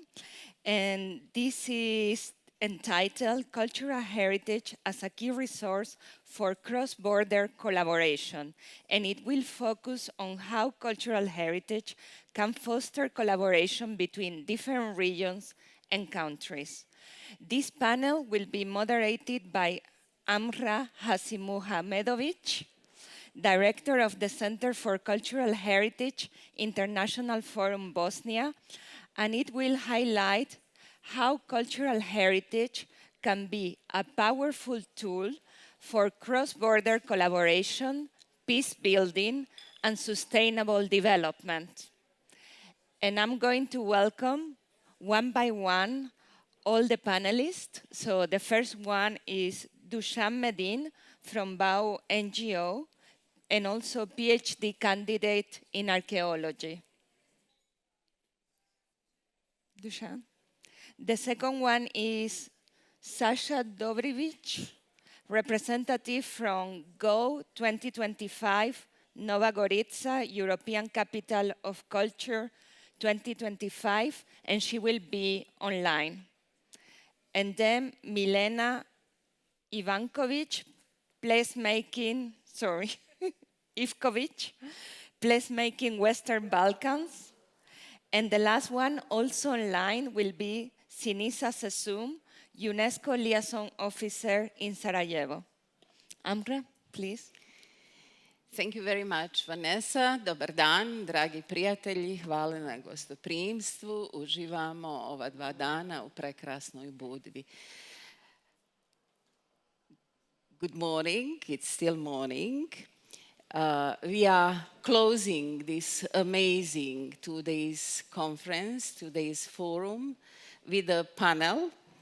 And intention of the panelists today, and our intention is to raise the question that holds both urgency and promise. Can cultural heritage be the bridge across our borders, political, social, and mental? And can it shape the future we want for this region? On the lane toward the front gate of European Union. The right place to ask that question is Budva, for sure, where layers of history are etched into stone, but where shadows of unchecked development loom large, as we have been able to witness to. Budva encapsulates the dilemmas that face so many cities and heritage sites across the region, from Belgrade to Sarajevo, from Pristina to Skopje, from Mostar to Dubrovnik, to mention only some of them. Heritage is not just inspiring, it's not just beautiful, it's burdened here. It holds the weight of memory, of conflict, of silence, and of pride. It is being pushed into the margins by greed, ignorance, and rampant development. And yet, heritage also carries the pulse of resistance and creativity, the knowledge, the smart initiatives that we have been listening to, watching to the presentations about, and witnessing to at the sites here, the community commitments that we've heard echoing through the halls of this forum. So what does heritage do in the process of cross-border cooperation and EU enlargement? So I insist on this question, not what do we do to preserve heritage, but what does heritage do for us in our striving towards EU accession, imposing and maintaining the ideals of unity and diversity that are at the foundation of the EU idea? Whose heritage gets preserved? Whose voices are heard? Which memories are silenced? Whose sufferings and loss of destruction heritage is pushed into oblivion or into the shadow? too often heritage policies echo monuments of power, masculinity, and official or dominant religion, leaving in the shadow the small, the fragile, the everyday heritage that actually sustains people's lives and identities. As we speak, the world is fractured by war, by disinformation, by dangerous nostalgia that Andrew mentioned yesterday, what becomes now one of the key points of my thoughts and considerations. In our region too, the old Goths are stirring. Nationalist discourses, exclusive narratives, and political divisions threaten to slow work of peace and trust that has been progressing through all these 3 decades. This panel is not about heritage as a thing to be frozen. In accordance to our preparation that we have and our chats and discussions before, it is about heritage as an agent for transformation. Our panelists today will take us beyond monumentality. They will lead us into spaces where cultural heritage enables dialogue, supports youth, fosters healing, and connects the region through shared values and real cooperation. So let's begin. I invite my dear colleague that I have been knowing for more than 10 years here, and I'm very proud of this, let's say, friendship and collegial relations, Dusan Medin, who in fact will present the work of very important local initiative, local NGO, BAO. He is also a PhD candidate in archaeology at 2 universities with 2 works. So whoever worked on PhD knows how hard it is. He's also adjunct lecturer at the University of Donja Gorica in Podgorica. And he will just brief us about the activities of BAO in a way how heritage perpetuation can be done through developing discourse on heritage, inclusive discourse on heritage, knowledge-based, research-based, and cooperation-based. So Dusan, over to you, and thank you for being with us and being very nice host, as always. Thank you. Thank you, dear Professor Amra. I hope we can hear each other. Thank you, the organizers, for inviting me to be here and somehow one of the hosts, because I'm belonging to local community, to Paštrovići community, which is part of municipality of Budva. I think we can start with the presentation, and I'll try to speak from my personal and both professional experience in one not so big local non-governmental organization called, in our language, Društvo za kulturni razvoj BAUO. In English, that's Association for Cultural Development BAUO. BAUO means, let's say it first, a kind of a material culture which represents, in our language it may be also skrinja or škrinja. It's a kind of a chest, a kind of a, let's say, wooden or metal box, which was used in the past for keeping some very important collections. And for example, when women got married, they would bring all her stuff in her new home, for example, and all our houses have that BAUO as a kind of a movable material culture, including our. We are young organization established in 2016 from 4 young people, more or less connected with culture, art, ICT sector, and our organization is dealing with cultural activities, but also about natural heritage, reconciliation with the past, reconciliation about topics connected with the past, youth and informal education, and so on. Working in a field of research, because I'm coming from academic background, teaching and both studying there.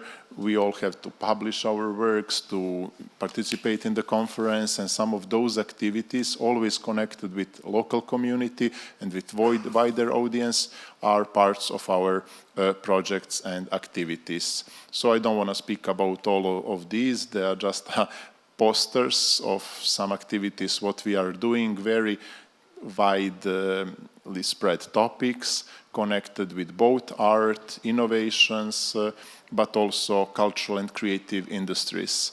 So just a few projects I will stress on, and trying to respond to the topic of the conference are next. So mostly we are doing some scientific symposium, conferences, always freely open to the local community, mostly in Budva or Petrovac, where I'm coming from, and trying to somehow involve local community on one side, but on the other side, always trying to do it, let's say, internationally. Even former Yugoslavia is today international context, but of course in the past was somehow very close, part of one country, but also wider, colleagues from Albania, from Italy, and other European countries. So we did projects about intangible heritage of our very local community, Paštrovići region, but we had participants from, I think, 5 or 6 countries who were researching our local community here. Also, we had interesting scientific symposium, I think 3 or 4 days last, in 2023, where we researched topic somehow political and cultural diplomatic relations of our local community and Venetian Republic, because Paštrovići were part of that Republic of Serenissima for almost 400 years. And we may see Venetian heritage all around. So they had a kind of a contract from 4th of April 1940 to 1430-23. And in 2023, we got that symposium, and today is, I think, also 4th of April or something.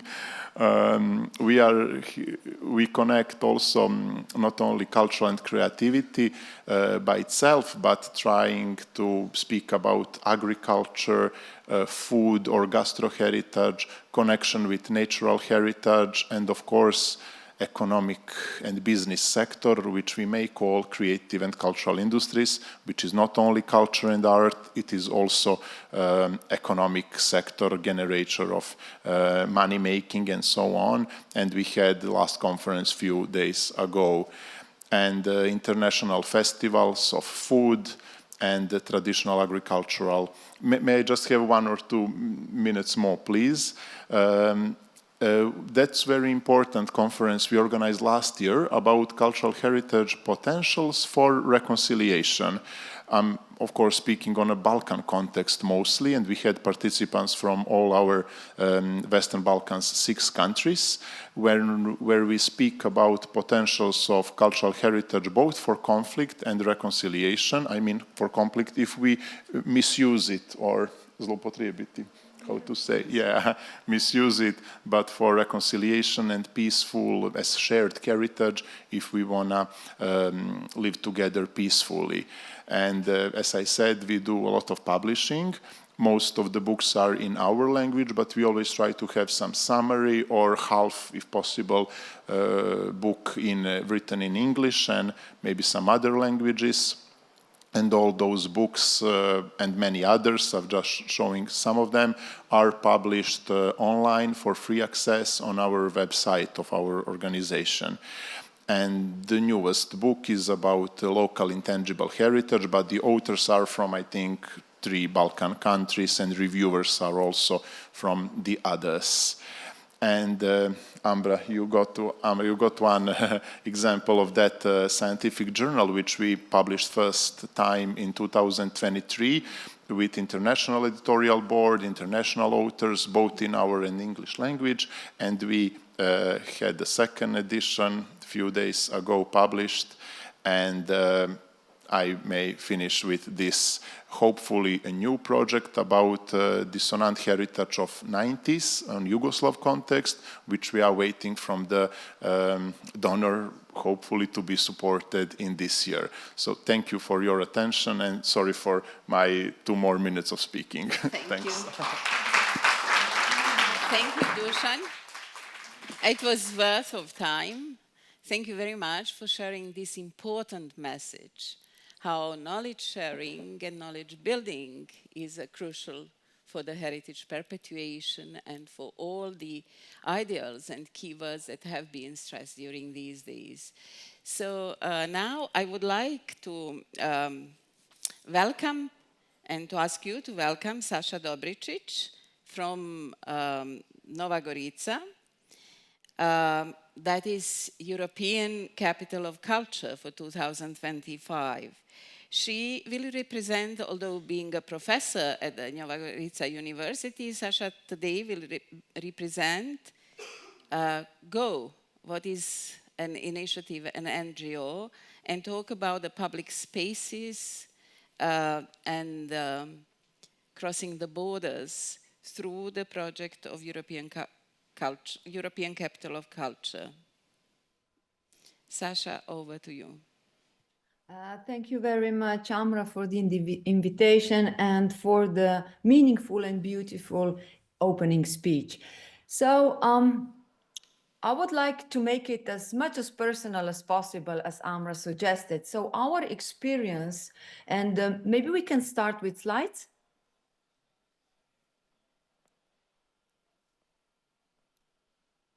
Can I ask you, dear colleagues? Yeah. Okay, I see it now. If you can start with the slides, we do not see them at the shared. Okay, I can great. see them, but do you see them?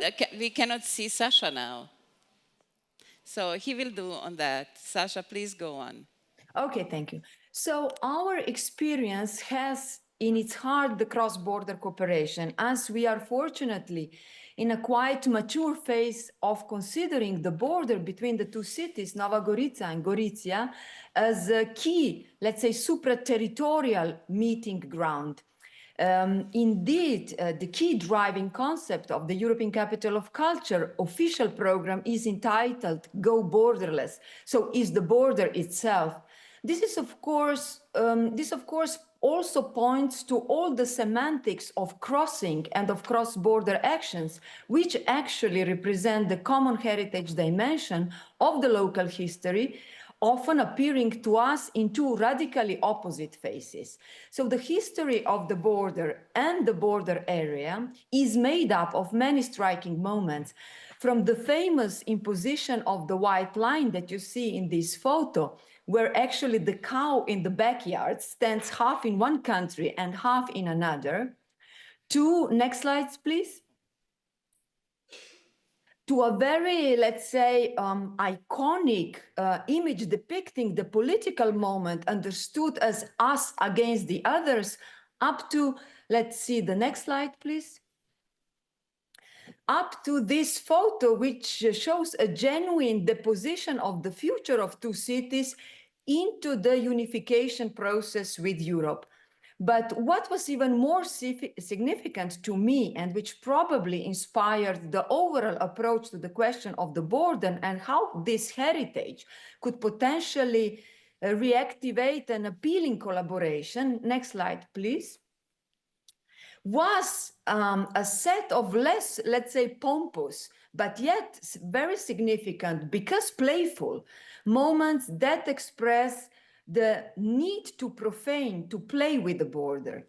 These different appropriation processes of space, which are indeed spontaneous and creative placemaking actions, evoke the, let's say, the cultural smuggling actions that, as a rule, challenge any center-oriented idea of national identity, of official heritage asset.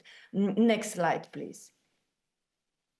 Okay, all these actions express the specificity of the border cultures, as they actually challenge in everyday the demarcations, indoctrination, as well as heritage categorization. So from the border imposition to its physical dismantlement, to a set of, as we have seen, smuggling maneuvers, all these histories have created, let's say, a very powerful arsenal of images and stories that have nourished the heritageization process of the border area.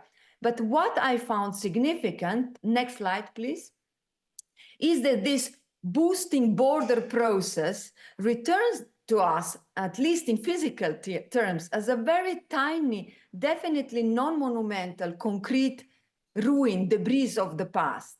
So I would say that this tiny residual of the territorial power expresses also the porosity, the permeability of any identity, especially for those living in the border areas. So why does this matter in reference to our panel? Border areas are often peripheralized because of the vocation to defend what is decided in center to be central, intended as a stable national identity, such as language, history, national heritage, etc. Now, European integration has given rise to new forms of border heritage, where former divisions and conflicts have been replaced by cooperation, integration, and many other joint actions, like, for example, our major European Capital of Culture event. But what I found meaningful beyond this accredited process of making border heritage concerns the communities living in border areas. For people who live in the great shadow of national borders, which have been or are directly affecting their daily lives, the border becomes a distinct question of a personal heritage. Next slide, please. So these communities tend to develop a unique perspective on their own identities as borderlanders. Think about the dialect, about the mixture of language, about the passive knowledge of language. So one of the main challenges was indeed how to give space beyond the positioning of the main projects and events, how to give space to this variety of voices and experiences in order to converge them, let's say, consistently into a common border landscape dimension. Next slide, please. So this also meant not occupying additional space, but mostly freeing up the space and open it up for the proliferation of border cultures and borderless actions. So in a sense, it means keeping the border enough present to maintain the relationship with it alive. So to keep it open to continuous experiences of crossing, to the interpretation and profanation of the border, and to keep challenging any idea of stabilized identity. So maybe we can go to next slide, yes? So the overall spatial and infrastructural strategy shifted from the ambition of creating a singular iconic landmark on the border, be it square, building, pavilion, or tower, these were just many ideas, to reconnecting existing structures, regardless of whether they hold major or minor heritage value, whether in use or abandoned. So the goal was to establish a privileged cross-border or along border corridors that ensure cross-border landscape continuity among the diverse heritage assets, and by this, also between the cities. So next slide. So this distinctly landscape-driven approach with the European Capital of Culture district as acting as a catalyzing element for unified spatial strategy is realized as 1 kilometer long open public space along the border where a collection of repurposed, mainly railway assets is concentrated, now regenerated as a common area open to programs addressing the local communities. Okay, we can stay on maybe, we can go backwards. Yes, another one maybe? Okay, so but other corridors connect existing and Sasha, green if I assets can, sorry, if I can ask you just to mind the time. We have yes, I'm concluding. Thank I'm you. concluding. So since the world is not static and it is in constant motion, and borders, at least those that we are discussing today, are imposed on our landscape as constructions, whether big walls, tiny white lines, or mental constructs, they often separate or categorize parts of what was once meaningful whole. On this picture, we see Neo-Islamic heritage complex of Rafut, which is clear example of migration of ideas. So the disruption of this integrity because of the border represents also a unique opportunity to cross-border actions that reconnect the heritage. So heritage acts as a glue to reconnect landscapes that were crossed by territorial ambitions. So, and this offers an extraordinary opportunity for diverse forms of cross-border reconnection and collaboration. I mean, the culture of conservation rooted in heritage values is also culture of making a significant change by changing almost nothing. And for me, this is a question of specific, less muscular, place-based and tailor-made development culture. Thank you very much for your attention. Thank you. Thank you very much for this mind-provoking introductory speech, and I hope that we will have a time to discuss it. Now I would like to welcome my colleague from Belgrade and from Netherlands, Milena, who will in fact continue, build upon what has been already said. We have had some discussions before, and Milena Ivkovic is in fact CEO of NGO Placemaking Western Balkans. She will share some experiences from Serbia on how public space and so-called small spaces that are in the shadow of monumentality work for the social cohesion and for this kind of sense of belonging and heritage making. Thank you, Amber, for this warm introduction. I'm very happy to be in front of this audience, and I'm also very happy to be on this panel, which is, in my opinion, the most innovative panel of the whole conference, because we are talking about the next level of heritage and what it means in countries who have ambitions to become associates or members of the European Union. So I don't have much slides. I have just a couple of them, but I hope they will inspire you to think about new approaches to heritage and new approaches to living heritage, especially in a context like Western Balkans. I'm very happy that my predecessor, the previous presenter, has mentioned so many important items when it comes to the heritage in Western Balkans, and that's the border cooperation, the opening of the borders, and also trying to work on a new living heritage in the area, which passes on the monumentality of the nations, the monumentality of what the newly formed nation states think it's a monument. And my association is relatively young. We are working since 2021, so we are like 4 years in the work, and we work mostly with European-funded projects for culture, for citizens' participation, for design, and for regional collaboration. The project that is showcased here is our revisioning of what's been industrial heritage along the Danube. We are very much active in the Danube region. Danube River is a big border, but it's also a great connector for the northern part of the Western Balkans, connecting many countries, but also connecting it culturally with European countries like Austria, like Hungary, like Romania, and Bulgaria. So I think in previous days it has been mentioned that the valorization of industrial heritage has been extremely difficult because sometimes it really falls into the cracks. But the visual qualities, the design qualities of great industrial monuments are sometimes really overwhelming, and we have seen in some of the previous presentations how important industrial heritage is.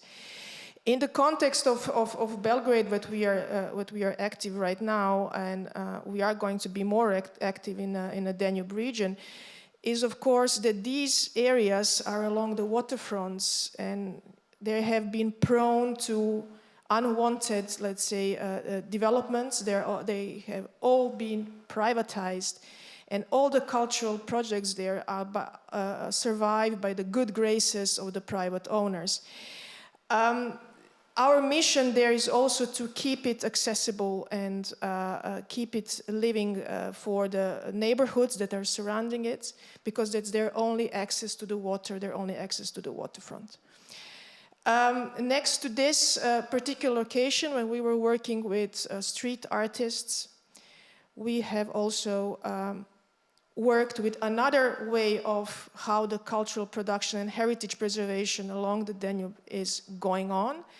And that's with artistic collectives that are taking risk on their own to renovate on their own powers and preserve the warehouses along the Danube.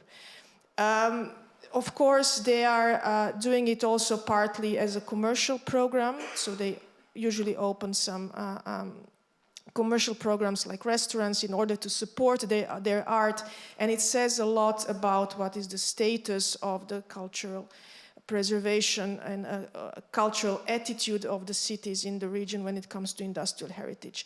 We have worked with Creative Europe and several artistic collectives there, and we have worked on transforming public spaces in between industrial heritage into dynamic, sustainable ones. And these are the results. So there are micro gardens which have used green placemaking tools to present the connection between arts and science.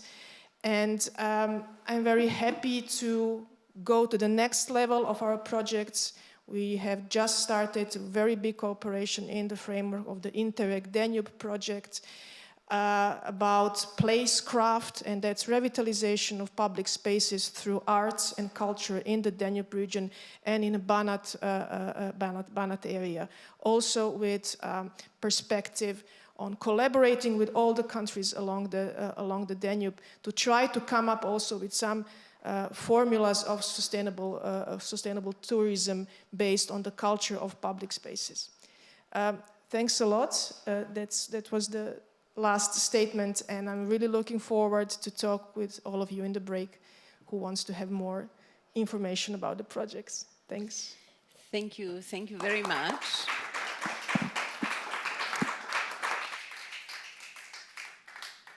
From the public spaces that people associate their values with through working on them, making them heritage and using them as their heritage, we are now going to the, let's say, next level. It is about the solidarity, and not solidarity between ourselves here, solidarity that is regional, but global solidarity. And that's what UNESCO in its Charter of Establishment in fact means.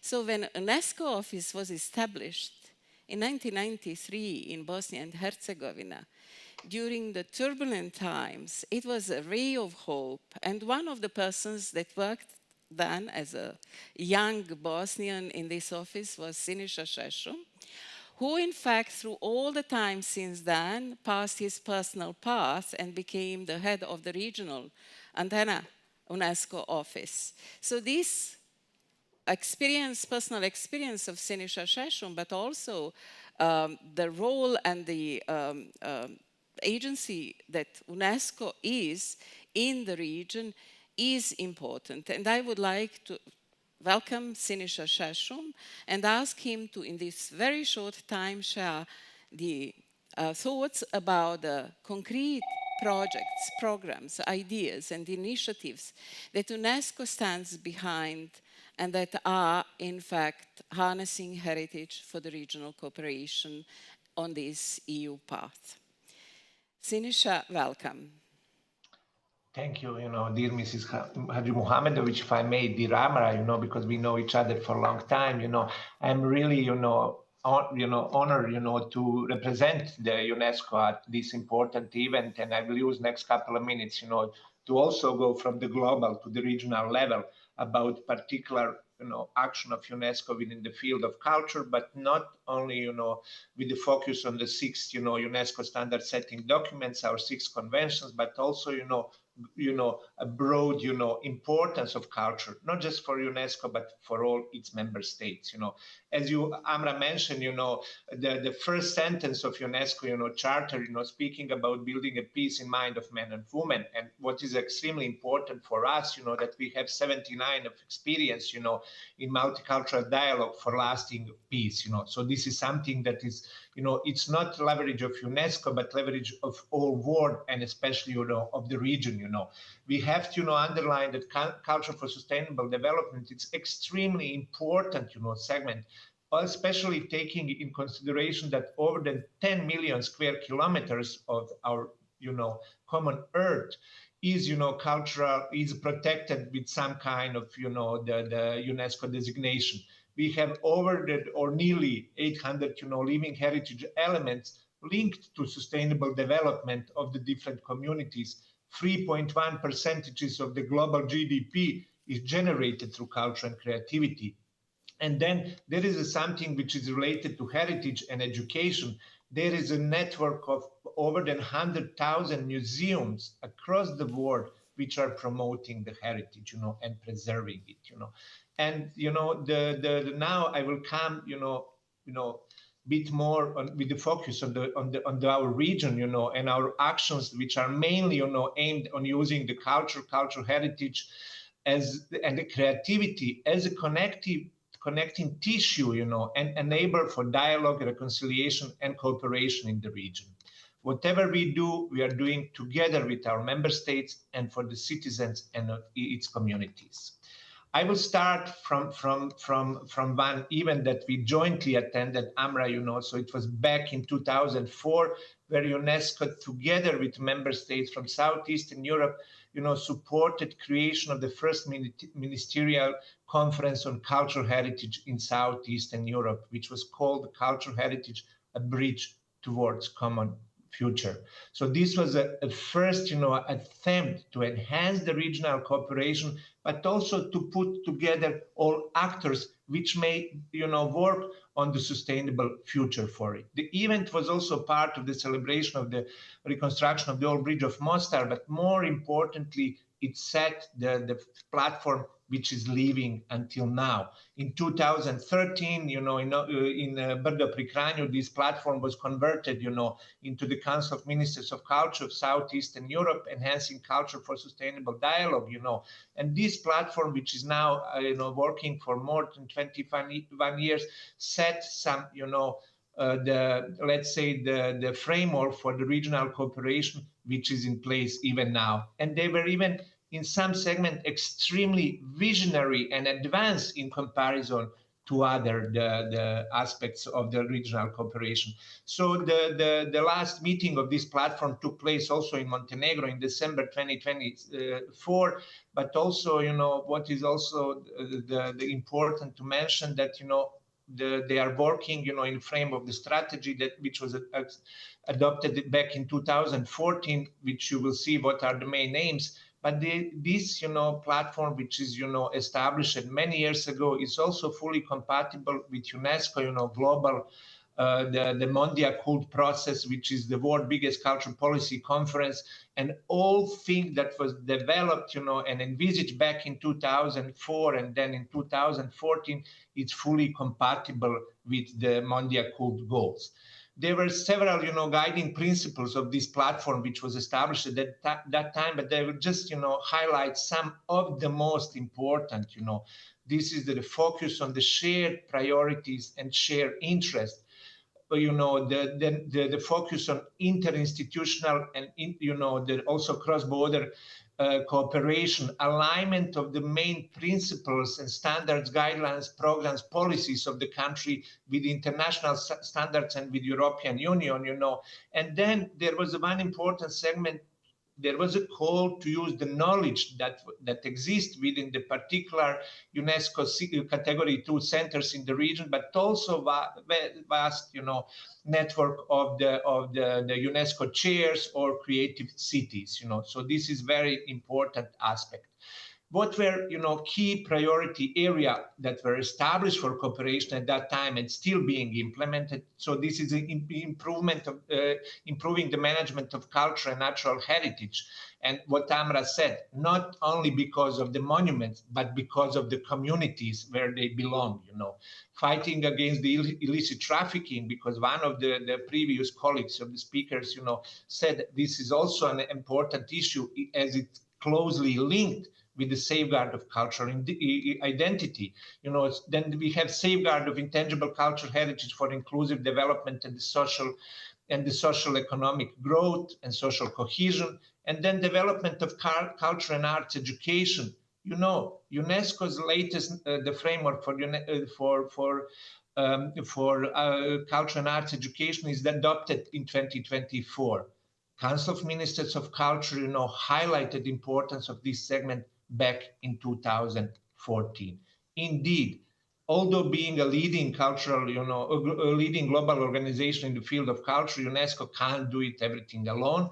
And we are very proud, and we wish also to highlight our strategic partnership with European Union, including, very long, the close and long-standing partnership with European Commission, DG EAC, and also, former DG NIR, now DG NS, not only to support implementation of Ohrid strategy, but to support advancement of cooperation, reconciliation, and good neighborly relations in the region, with a specific emphasis on supporting also EU accession path, which is also future of the region. If I can just please mind the time, we are the last panel and we are suffering that.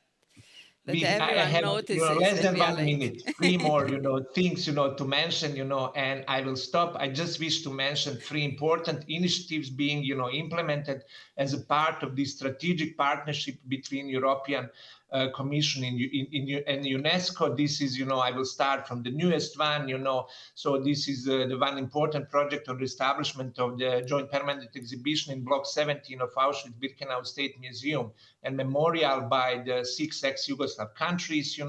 This project is really aiming, to have, common approaches of the some very important historical events. Then, we have culture and creativity project, initiative for Western Balkans, which is to improve, performance of culture in the creative sector, but also to boost, creativity in the entire region.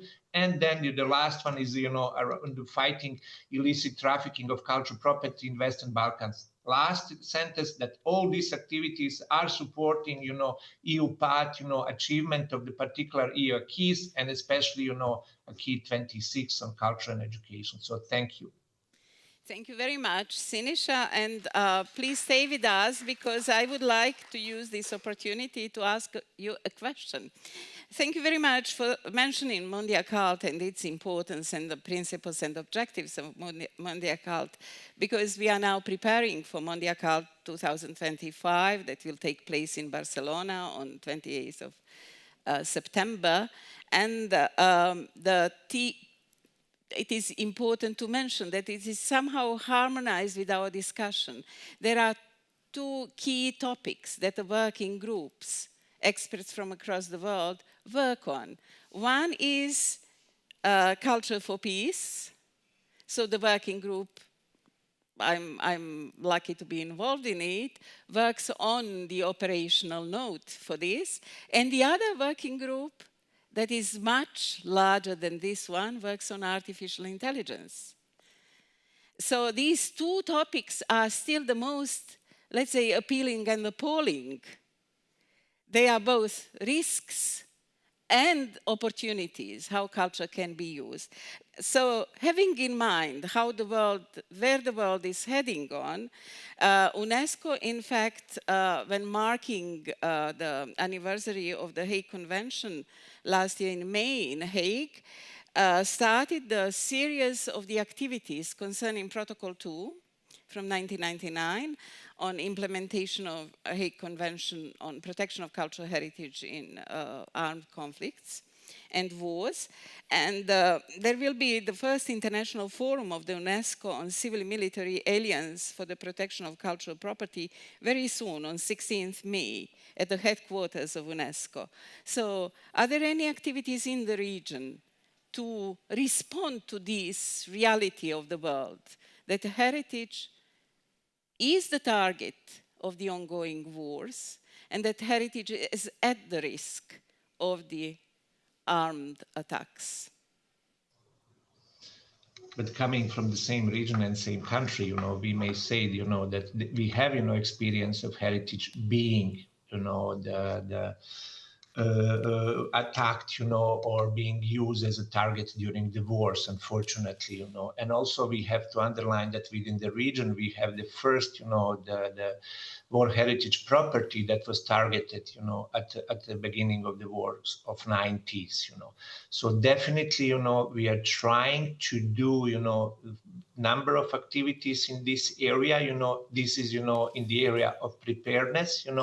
Now speaking, you mentioned two important, this focus areas of Mondial Put, the culture for peace and artificial intelligence, but also we should speak about the digitalization, which is also one of the important prerequisites, to document, all monuments. Unfortunately or fortunately, in our region, there are no the monuments which are listed, for reinforce, the protection under the second protocol of the Hague Convention. And we hope that we will not experience anything like that anymore. But definitely, once we are working on the different, aspect of the management of cultural heritage, this aspect that you are mentioning of the preparedness is always included in all our planning and activities. So just one small question. How many places do we have in the region under the special protection that was established through the Protocol 2 of the Hague Convention? What I know, none. None. So that's, let's say, at the same time, challenge and opportunity to work together.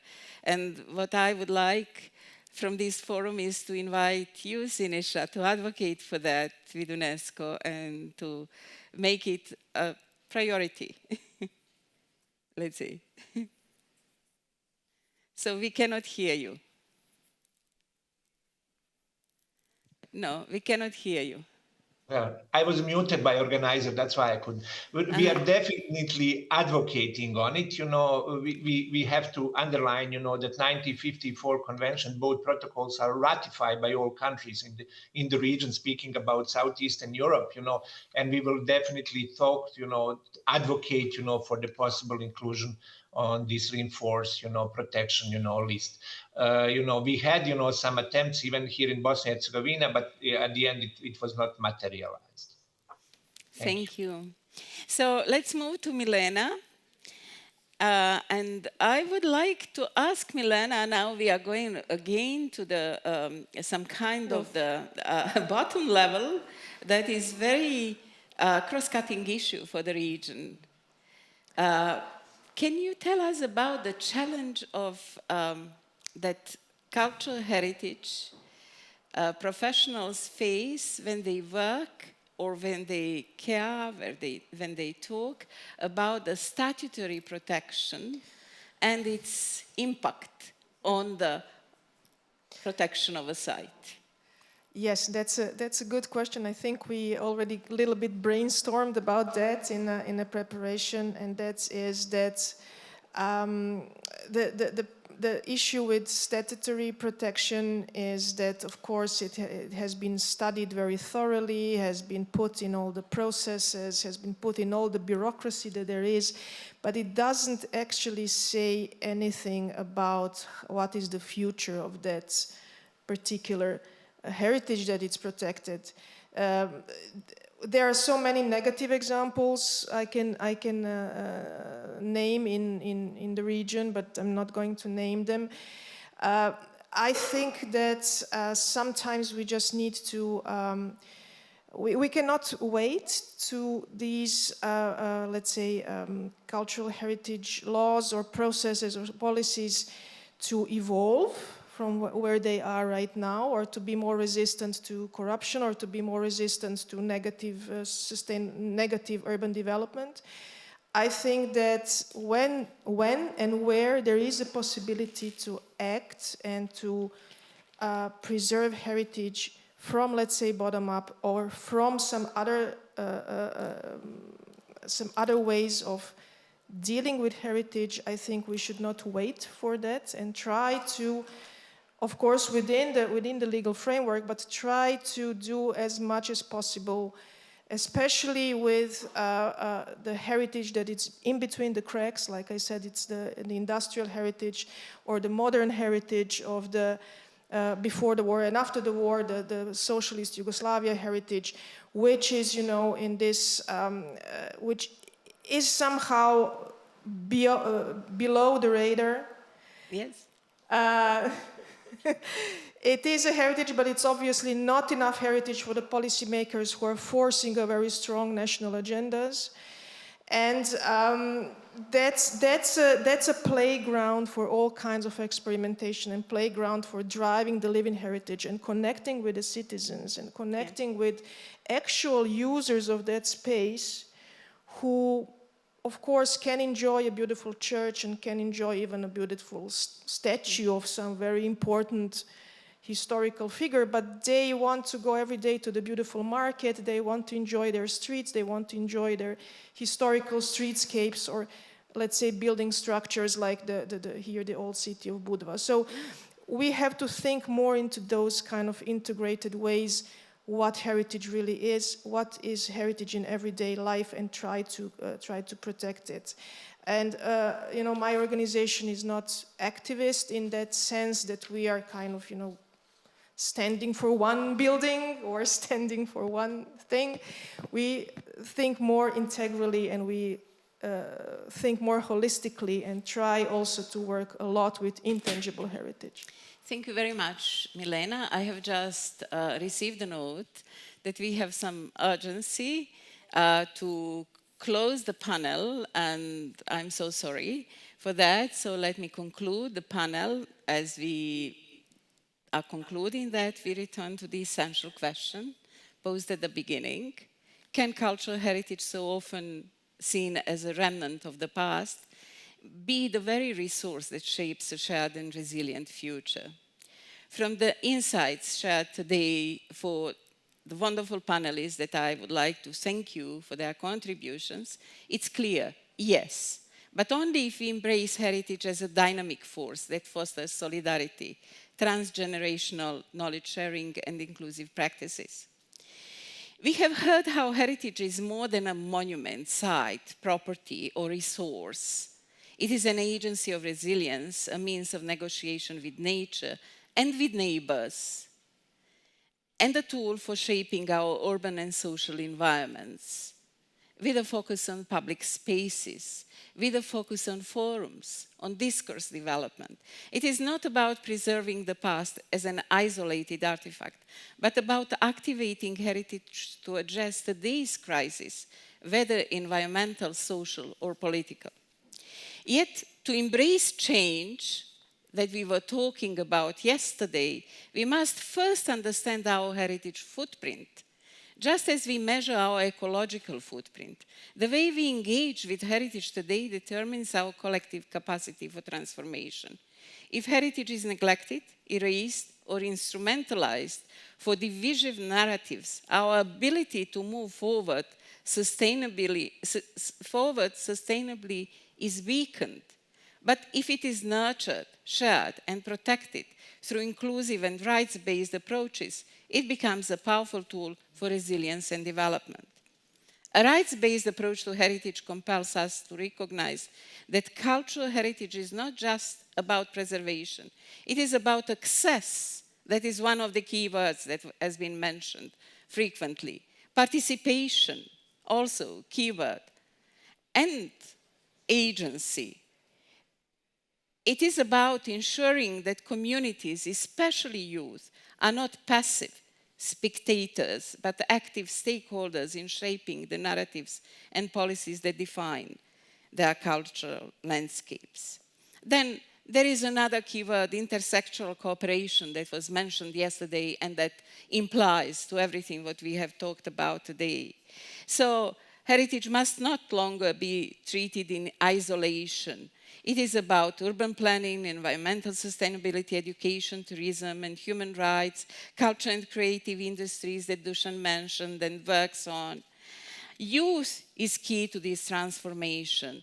This is why I would like to focus your attention to one of the initiatives that we have been working on with the support of Europa Nostra European Heritage Hub, small grant scheme, ALIF and European Commission. That is International Summer School Youth and Heritage. This is the brochure for anyone who wants to know a little bit more about it. The application for the school is open now. It has alumni network of more than 1,000 persons across the world from more than 40 countries, and it takes place in 3 significant cities in Bosnia, Sarajevo, Mostar, and Stolac. So let me conclude this with the questions. Are we ready to shift from conservation to activation? Are we prepared to engage with heritage as a living, ever-evolving force, as the Faro Convention defines it? Are we willing to measure our heritage footprint, ensuring that our actions today strengthen, not weaken, our capacity for change? Are we strong enough to go borderless, as Sasha Dobricic so eloquently asked us? Let us leave this panel not just with reflections, but with commitments to ensure that heritage in our region does not just tell or reconcile the story of the past, but actively shapes the future we want to see. Thank you very much for your attention.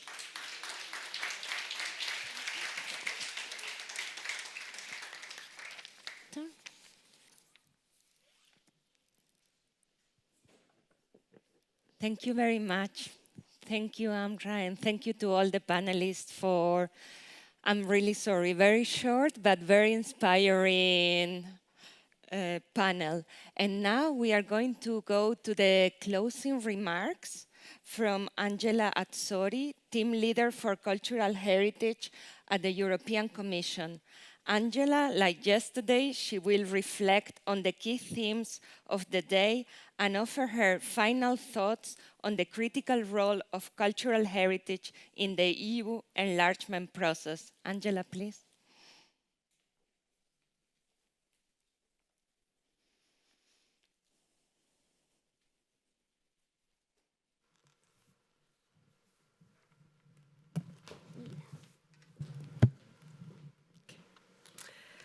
Thank you very much. Good morning, everyone again. I'm delighted to be closing again this yet again super inspiring meeting and kaleidoscope of experiences and projects and of food for thought for future action. Yesterday we discussed and we explored together how heritage can play a key role and function in social cohesion within our communities at smaller level within EU member states and across EU member states. And today the focus of our discussion is more the step beyond, how cultural heritage can play a key role in building bridges in between the EU and beyond, in the whole pre-accession process of candidate countries. And indeed, I said yesterday, and I repeat it today, what is in fact EU enlargement, but let's say social cohesion beyond borders, beyond the European borders. I would like to thank all the speakers today. I was really fascinated by the experiences, by the examples, Podgorica, Athens, Ljubljana, and then Alif and UNESCO. I draw one essential concept that I bring home back in Brussels and to the offices and to our reflections, that enlargement is not only an administrative process, but also a shared cultural journey to mutual belonging. And yesterday the notion and the concept of belonging really came up as something particularly important and dear for all of us as individuals, as communities, and as states. And yesterday again, what we draw as lesson learned was the importance of communities to launch and pitch the ideas, and the importance of authorities, governments, institutions, including the EU and all local authorities in member states and in candidate countries, to uphold, to take over on the pitches and make them real, accompany them to become a reality. As you're aware, as the EU, our role is defined in culture, is defined by the treaties. We believe that culture is an important matter for national identities. We don't overstep that. We support and accompany building bridges, liaising together to foster that common identity and to foster exchange of experiences, expertise, and knowledge. And again, even in the enlargement process and towards the enlargement process, this is what we do. Yesterday I mentioned the Creative Europe and its accessibility by all candidate countries and by Eastern neighborhood countries, which is a precious tool for sharing and exchanging in between EU and beyond. And yesterday I mentioned again the wonderful project of the European Heritage Hub and how this builds bridges and the small grants that all the more empower the civil society actors to move forward. And this is again a dream coming true through the collective efforts of the civil society and the EU. And then Sinisa earlier mentioned from the colleague from UNESCO office mentioned all the projects in the Balkans. Yes, indeed, we are there with the Balkans to support collaborative dialogue, to support cultural heritage, to fight against illicit trafficking of cultural heritage, and to build dialogue, healing identities, and all of that. And I would like to mention also, again, with a reflection of what we do in terms of candidate countries and enlargement, all the work that the EU is currently doing in Ukraine. Because, of course, as we know, the Russia war of aggression on Ukraine, has impacted a lot on cultural heritage with targeted attacks to the structures and to individuals. And it's a way of weakening identities. It's easier to conquer when you weaken identities, and we are there as the EU. We have been supporting with 40 million the cultural and creative sector. 9.5 have gone specifically to cultural heritage interventions, whether it's the fight against illicit trafficking, whether it's preparedness in first aid response, shaping capacities, skills development, and all policy development that we try to keep on accompanying, also in view of the forthcoming Ukraine Recovery Conference of July. So a lot of work, because for us, culture, heritage are super important and at the core of identities, of the diverse identities that compose the EU and its candidate countries, towards one united sense of belonging to a European community. And I would like to close by quoting the EU ambassador earlier this morning, because he said that the EU, joining the EU is a whole of a society process. And then, just on that note, culture and heritage are there in this process to contribute to the sustainable foundations of this important and cohesive process. Thank you.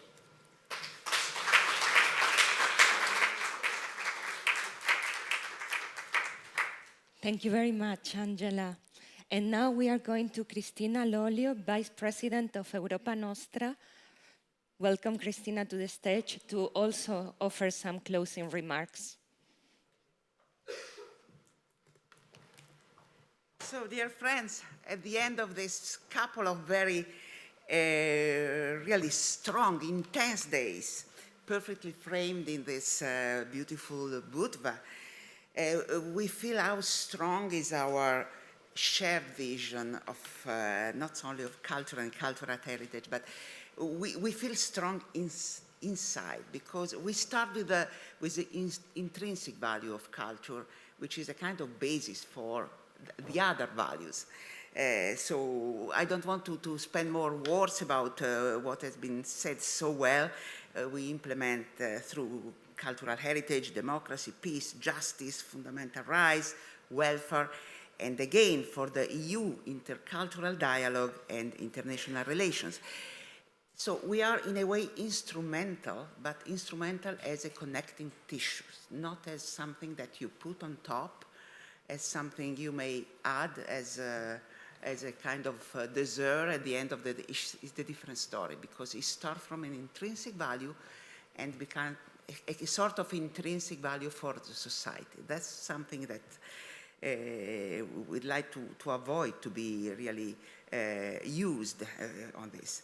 I thank all the speakers and the participants and the organizers, because they made tangible through the program this common commitment and our shared vision, because we pick so outstanding examples of a vibrant civil society actions. So thank you, because this meeting has been extremely effective in making visible, tangible our experiences.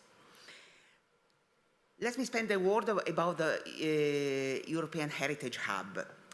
At the end of this meeting, so you know that the European Heritage Hub is a pilot project, has been approved for 2 years, and the 2 years will end in next June. So I'm coming back really with a strong opinion about the fact that the European Heritage Hub is the right way to achieve these results. Is the effective platform. While we had more than 600 applications for the small scheme grant, which is, unfortunately, the money is limited, but the number of applications is an extremely good sign. We had here 5 partners, so I'd especially like to thank ICLEI and even Eurocities and Europeana and KU Leuven, the partners, because they played a very active role. They all had not only the stage, but the pleasure to share opinions with the top person of this association. And I'd like to thank the speakers. They were 23 women and 20 men. I counted them. It's not so common. And most of them were young in age, and all we were young in spirit. So let's say that there is a kind of enthusiasm, of shared vision. It's different. So we are not here because of duty. You are volunteering, we are professional. Doesn't matter. We are here because we believe in this subject, and we want to do it together. So I think that well, another aspect in the European Heritage Hub, we had a concert. It's not by chance. Tangible and intangible heritage are living together as part of our cultural heritage. Europa Nostra is very aware of it, and the cities. And how many of we spoke about the strength of the festival, for example, and they are sometimes very effective, really, Germina told this in her intervention. So a civil society at work. So the first message I have answer back to something that Andrew Pott told yesterday in a city, and some of the speakers, Aimatu, they said, in a city covered by fear, we'd like to be the people of hope. Let's be the people of hope. There is so much hope rooted in beauty, in culture, in understanding. We want to pass it to our fellow citizens and to the next generations. But is because we experience it and we want to, saving the cultural heritage, committing for him, we save ourselves. As person, and we're friends. Each of you now is a friend. At the end of this couple of days, and at the end of the excursion, we'll be even more friends. So the fear for change need to be really overpassed by the strength and the light of working together in person finally, in confidence, in diversity of traditions, of languages, of religions. Where better than in the Western Balkans, we may experience how this aspect is true. So, well, and again, closing on the European Heritage Hub, I'd like to stress the fact that the equal partnership. Here we touch physically the fact that our common work is based on the fact that we respect each other. Doesn't matter if young associations started 4 years ago or 6 years ago, if the person is 20 years old or 70 years old, doesn't matter. We are curious about each other. We are confident that we may learn something. And this is a key aspect. So go forward, European Heritage Hub. Thank you for the European Commission and the European Union if we could support it in the near future without making any discontinuity. Another aspect. So we are here, we work hand in hand, civil societies and institutions, European, national, local institutions. And we, Europa Nostra, ICLEI, Eurocities, we are all kind of rings, because we have to create stable, good links, making this enthusiasm a good job for the new generation, making this a way to understand the development an intelligent, sustainable source for economy, to make our Europe competitive in the world, because our vision of the human relationship, our vision of the economic development are better. So, and we want to be competitive, we want to be digitally involved, we want to be strong in sustainability, because through cultural heritage and through culture, we may do it in a unique way, the European way. And this is key, because the rest of the world, they want to come here. I'm Italian, they want to come here and they want to come in Europe, in Italy, in our countries, because we are different. And we need to stay different. So this is another little but important message. The problem is how to make this bridge, how to move from the enthusiasm of an association to a little more structured situation where it's possible to apply for a grant, to give a good job to someone. So we have to help this transition to something that keeping the enthusiasm of something that belongs from us, move to something more, a little more structured. Okay, my closing concern is about time. In 2018, we did the European Year for Cultural Heritage. So it's marked in the treaty that culture is a transversal aspect of so it's marked. But it became much more real in 2018 when, during the European Year of Cultural Heritage, I think that 21, the general director of the EU, they included culture. That's why now it's possible to have support for culture, applying for international relations or internal areas or in many, many fields and aspects. But this time is getting short. Now Europe is facing so many challenges. And frankly speaking, we know that because of the defense, because of the risk for peace, Europe has probably to devote quite a large part of its budget and of its attention to subjects other than culture. So now is our time to play our role. We are not alone. together with other European associations, we have a common cultural deal for Europe, asking for a better attention, a strong attention, even if in the next multi-annual financial framework. And there is so many other opportunity, including Mondial Cult and the UNESCO Forum, where we want to be present and push for it. But as Germina said, EU enlargement is a cultural project. Let's stay with this idea. This idea is key. We want to be, as Nesca told this, and again, Andrew and Amra, they stress the fact that we, the people of hope, we want to lead this cultural project called EU enlargement. So best wishes, first of all, to Montenegro.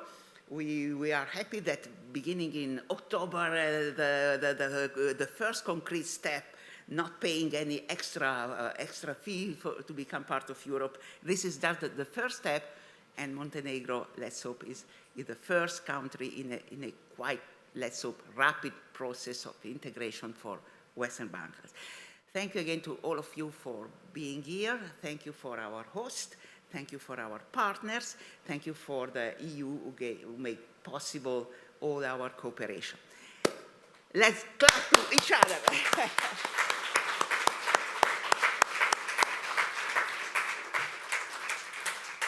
Thank you. Thank you, Christina.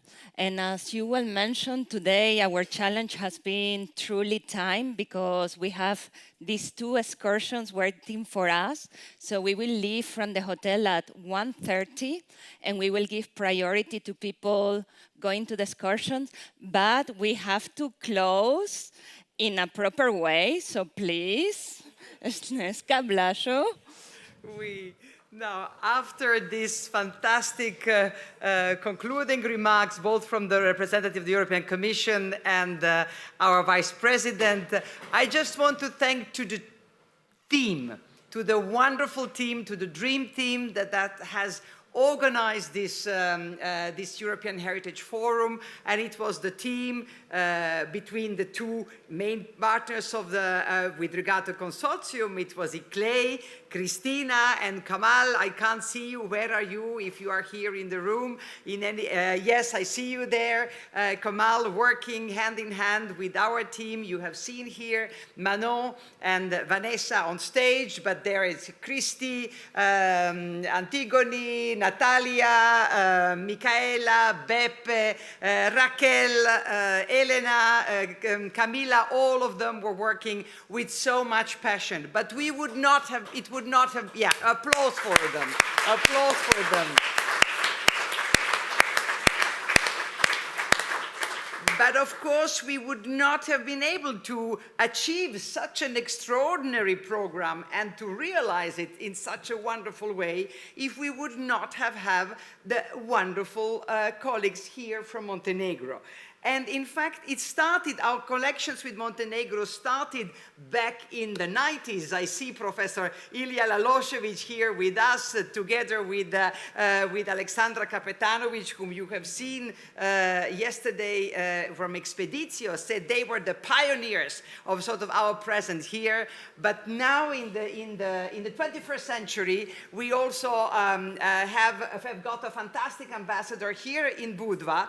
And it is ambassador, yeah, all of them. Ambassador, Ivana, but ambassador who did not, he was not alone. He brought, he helped us indeed. I think Blažo Casanegra helped us weave a huge network here. Yeah, and my colleagues were also involved. Exactly. And they were So you me. are really a networker, and you're sharing all that with the others. And I think we really can see that Europa Nostra has a future here, and the European Heritage Hub has a future here, and that there will be some kind of alliance here in Montenegro, perhaps an alliance in the Western Balkans. And just a token on behalf of all of us, something very symbolic, a little present for you, Blažo, and it is symbolic, we give it to you, but we give it to all the others. It is, you know, as you have been weaving here all these people together in Montenegro, here is a sort of hand-woven logo of the European Heritage Hub, and so with all our love and all our thanks to you and to all of extraordinary people here. I know that the city, very important, the city of Budva, they were not here, but why were they not here in presence? Because they supported us immensely. We just spoken with the chief architect, I think, of the city, city manager. They have been walking the talk, because we were talking here, and they have been walking the talk, having a very important discussion about the future of Sveti Stefan. So just that you know why they were not here. In fact, we are all in the same journey. Yes, we were all in the same, on the same front line. We were here talking, the municipality and the rest of the local community were actually on the field, so we were actually defending our property from the different sides. I would like to thank to all. I would like to thank to the organizer, Europa Nostra, ICLI Europe. I think this is the wonderful moment for Budva, that we finally have here such a big event. Dusan were making a wonderful event on cultural heritage, but this is the, like we can say, another level. So this is really wonderful. We hope that this event will in some mystical way enlighten people here. So, or even those who were not here. So enlighten them. So this might be a sort of light that comes to Budva and enlighten people. And we want, as you can see, we have a lot of heritage here, but also we have new tendencies that might somehow be confronted with those visions that we share here. We want a little bit different way of development. And that's what we are actually doing in Sveti Stefan, and we hope that this will be like something that will make a positive impact, not only for those people who were here, but it's going to be broader, in a mystical way, invisible way. Yeah, that's what we hope. And I think that in the process, regarding the process of joining the EU, I think that also the EU should also discover us in this process, because I think that we have some values that are not so popular now and that are not so visible for the EU, but I think that our habits that we have here, so this process is like two-way process. It's not only that we are going to Europe and we want to learn new habits and we will bring something new that we now maybe don't see.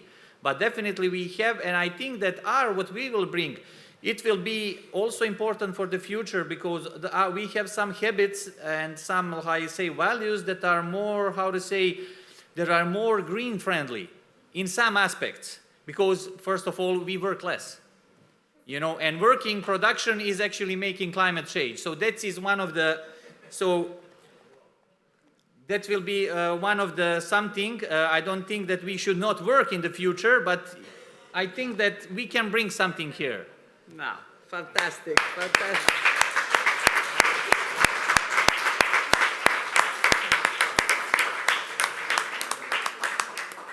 Thank you. Thank you very much, and this concludes the forum.